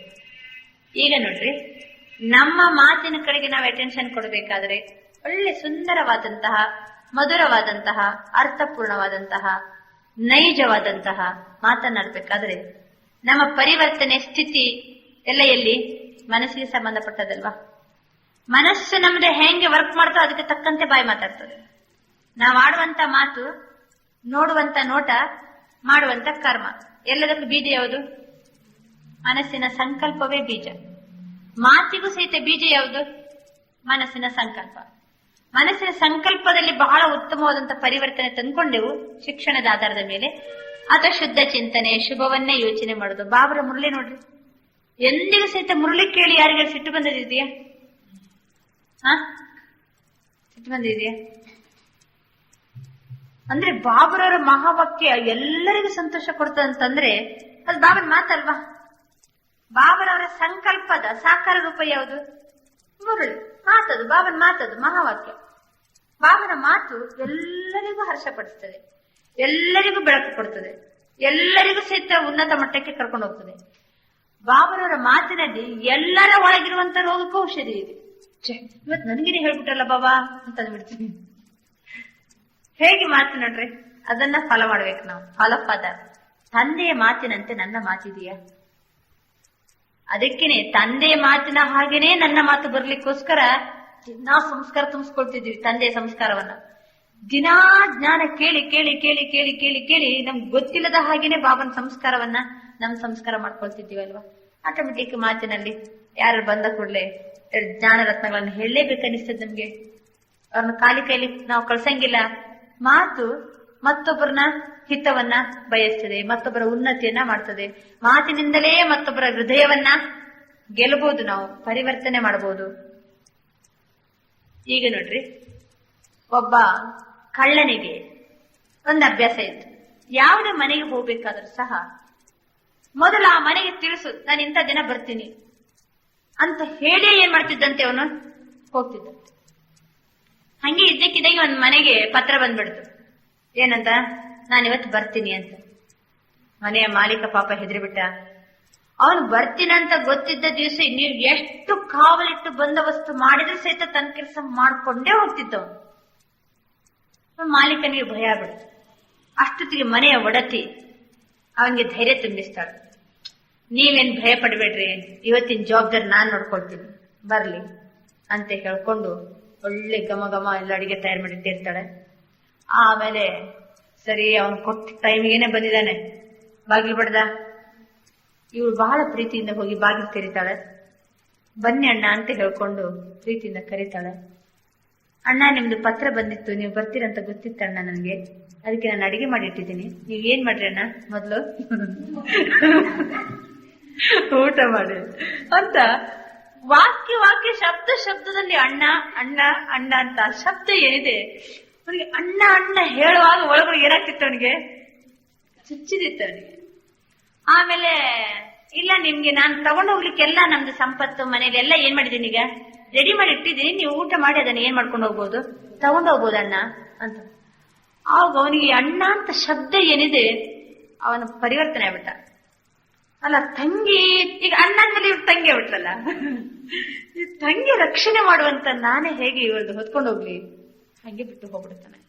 ಅದಕ್ಕೆ ಅಣ್ಣ ಅನ್ನುವಂತ ಶಬ್ದ ಏನಿದೆ ಅದು ಎಂತವರ ಹೃದಯವನ್ನಾದ್ರೂ ಏನ್ ಮಾಡ್ಬಿಡ್ತದು, ಚೇಂಜ್ ಮಾಡುತ್ತೆ. ಎಂತ ಕಠೋರ ಹೃದಯ ಇದ್ರು ಸಹಿತ ಮಾತಿನಿಂದ ಪರಿವರ್ತನೆ ಮಾಡ್ಲಿಕ್ಕೆ ಸಾಧ್ಯ. ಎಷ್ಟೋ ಜನರನ್ನ ಅಂದ್ರೆ ನಿಮ್ಗೆ ಒಂದು ಎಕ್ಸಾಂಪಲ್ ಇದು, ಅವ್ರು ಊಟ ಮಾಡಿದ್ರು ಮತ್ತೆಲ್ಲೋದ್ರು ಅಂತ ಹೇಳ್ಕೊಂಡು. ಈಗ ನಾವಿದನ್ನ ಪ್ರತ್ಯೇಕರಿಗೆ ಅನುಭವ ಮಾಡಿದೀವಿ. ಅಂದ್ರೆ ಕಳ್ಳರು ಬಂದಾಗಲ್ಲ,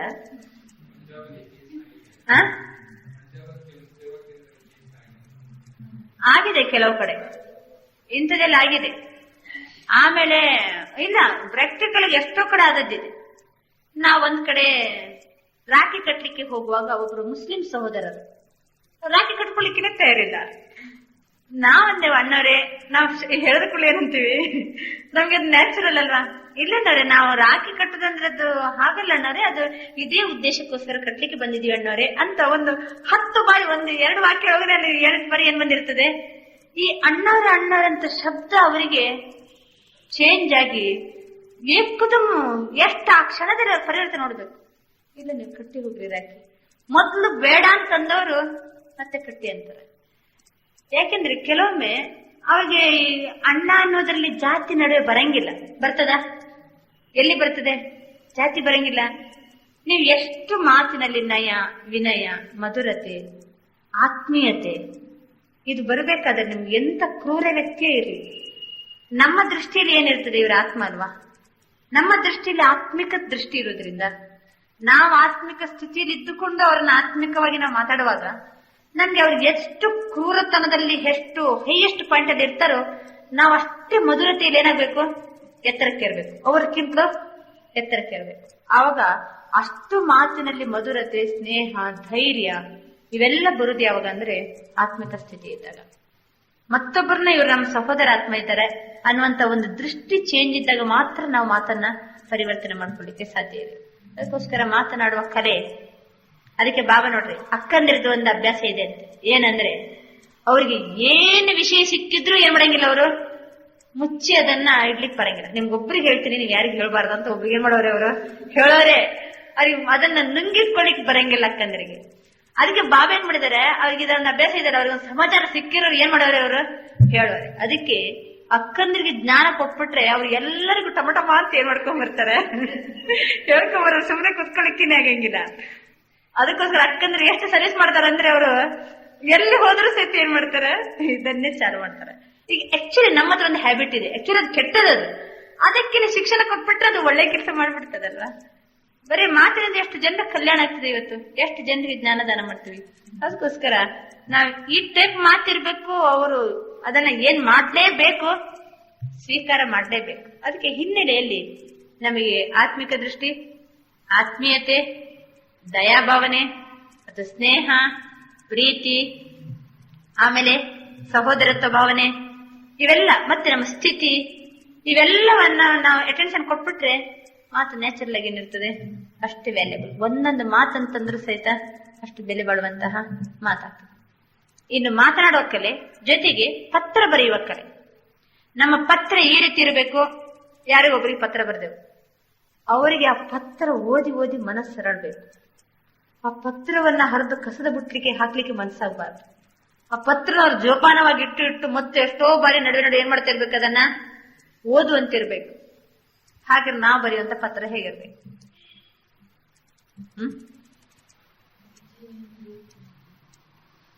ಪತ್ರದಲ್ಲಿ ಏನ್ ತುಂಬಿರ್ಬೇಕು? ಇನ್ನು ಮಾತು ಹೆಂಗ್ ಕೆಲಸ ಮಾಡ್ತದೋ ಅದಕ್ಕಿಂತ ಜಾಸ್ತಿ ಕೆಲಸ ಖಡ್ಗ ಮಾಡ್ತದೆ. ಪೆನ್, ಲೇಖನಿ ಅನ್ನುವಂತ ಖಡ್ಗ. ಇಂಗ್ಲಿಷ್ನಲ್ಲಿ ಒಂದು ಸ್ಲೋಗನ್ ಇದೆಯಲ್ಲ, ಸ್ವರ್ಡ್ ಇಸ್ ಖಡ್ಗಕ್ಕಿಂತಲೂ ಸಹಿತ ಖಡ್ಗದ ಕೆಲಸ ಮಾಡ್ತದೆ. ಯಾವ್ದು ಖಡ್ಗ? ಮಾತೆನ್ನುವಂತ ಖಡ್ಗಕ್ಕಿಂತಲೂ ಲೇಖನಿಯ ಖಡ್ಗ ಜಾಸ್ತಿ ಕೆಲಸ ಮಾಡ್ತದೆ ಅಂತ ಹೇಳ್ಕೊಂಡು. ಈಗ ನೋಡ್ರಿ, ಕೆಲವು ಲೇಖಕರು ಎಷ್ಟೆಷ್ಟು ಅಂದ್ರೆ ಇದು ಭಾವಭಾಷೆ ಶಬ್ದದಲ್ಲಿ ಬರ್ತದೆ, ಅದು ಭಾವಭಾಷೆ ಶಬ್ದದಲ್ಲಿ ಮೂಡ್ತದಲ್ವಾ. ಎಷ್ಟೋ ಪುಸ್ತಕಗಳು ಎಷ್ಟು ಜನರಿಗೆ ಕ್ರಾಂತಿಕಾರಿ ವಿಚಾರವನ್ನೆಲ್ಲ ತರಲಿಕ್ಕೆ ಮಾಡ್ಲಿಕ್ಕೆ ಎಷ್ಟು ಕಾರಣ ಇರ್ತದೆ. ಅದಕ್ಕೋಸ್ಕರ ಬರೆಯುವಾಗ ನಾವು ಯಾರಿಗೊಂದು ಪತ್ರ ಬರೆಯುವಾಗ ಹೇಗ್ ಬರಿಬೇಕು, ಹೇಗೆ ನಿಮ್ಗೆ ಅಲೌಕಿಕ ಪತ್ರ ಗೊತ್ತಿರ್ಬೇಕು. ಒಮ್ಮೆ ಸ್ಯಾಂಪಲ್ ಓದ್ರಿ, ದಾದಿ ಹೆಂಗ್ ಪತ್ರ ಬರೀತಾರ ಅಂತ ಹೇಳ್ಕೊಂಡು. ಮೌಂಟ್ ಅಪ್ ಇಂದ ಪತ್ರ ಬರ್ತದೆ ಕೆಲವೊಮ್ಮೆ. ಅಥವಾ ನಾವ್ ಯಾರಿಗಾರು ಪತ್ರ ಬರಿಬೇಕಾದ್ರೆ ಫಸ್ಟ್ ಒಂದು ಪ್ಯಾರಾಗ್ರಾಫೇ ಒಂದು ಸ್ಟೈಲ್ ಇರ್ತದೆ. ಅವರ ಆತ್ಮಿಕವಾದಂತ ಸ್ಥಿತಿಯನ್ನು ಅವರಿಗೆ ತರಿಸಿ, ಆತ್ಮಿಕವಾಗಿ ತಂದೆ ಕೊಟ್ಟಂತ ಟೈಟಲ್ಸ್ ಅನ್ನ ಸ್ಮೃತಿ ಮಾಡಿಸಿ, ಇಂತಹ ತಂದೆಯ ಮಕ್ಕಳಾಗಿರುವಂತ ಇಂಥವರಿಗೆ ಮೊದಲು ಯಾರ ಸ್ಮೃತಿ? ಬಾಬರವರ ಸ್ಮೃತಿಯನ್ನು ತಿಳಿಸಿ, ನೆಕ್ಸ್ಟ್ ಪ್ಯಾರಾಗ್ರಾಫ್ ಆ ದಿನದ ಮಹಾವಾಕ್ಯ. ಆ ದಿನ ಮಹಾವಾಕ್ಯ ಮುರುಳಿಯಲ್ಲಿ ಏನ್ ಕೇಳಿದಿರಿ ನೀವು? ಪಾಯಿಂಟ್ಸ್. ಯಾವ ಮಹಾವಾಕ್ಯ ಕೇಳಿ ನಿಮ್ಮ ಮನಸ್ಸು ಅರಳಿತ್ತು ಆ ಪಾಯಿಂಟ್ಸ್ ಅನ್ನ ಬರ್ರಿ ಒಂದು ಪ್ಯಾರಾಗ್ರಾಫ್.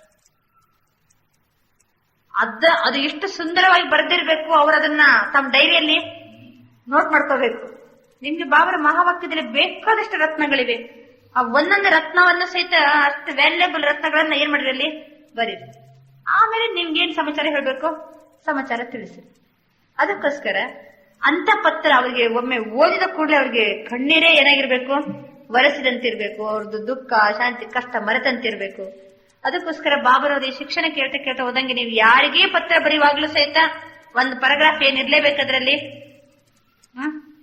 ಜೀವನಕ್ಕೆ ಸಂಬಂಧಿಸಿ, ಮನಸ್ಸಿಗೆ ಸಂಬಂಧಿಸಿ ನಾವು ತಂದೆ ಕೊಟ್ಟಂತ ಶಿಕ್ಷಣ ಅಥವಾ ಮಹಾವಾಕ್ಯವನ್ನ ಸೇರಿಸಿರ್ಬೇಕು. ಅದು ಬೇಕಾದಷ್ಟು ಪ್ರಾಕ್ಟಿಕಲ್ ಘಟನೆ ಇದೆ ನಡೆದದ್ದು ಸಹ. ಪತ್ರದಿಂದ ಕೆಲವರ ಜೀವನ ಏನಾಗ್ತದೆ, ಬೆಳಗಿ ಬಿಡ್ತದೆ, ಪರಿವರ್ತನೆ ಆಗ್ತದೆ. ಆದ್ರಿಂದ ಮಾತನಾಡೋ ಕಲೆ ಜೊತೆಗೆ ಪತ್ರ ಬರೆಯೋ ಕಲೆ, ಇವೆಲ್ಲ ಕಲೆಯನ್ನ ಕೇಳುವಾಗ ನಿಮ್ಗೆ ಬ್ಯಾಕ್ ಗ್ರೌಂಡ್ ಯಾವುದು? ಆತ್ಮಿಕ ಸ್ಥಿತಿ, ರಾಜಯೋಗ. ಇದರಿಂದಲೇ ಇವೆಲ್ಲ ನ್ಯಾಚುರಲ್ ಆಗಿ ಏನಾಗ್ತಾ ಹೋಗ್ತದೆ, ನಮ್ದು ಡೆವಲಪ್ ಆಗ್ತಾ ಹೋಗ್ತದೆ ಕಲೆಗಳು.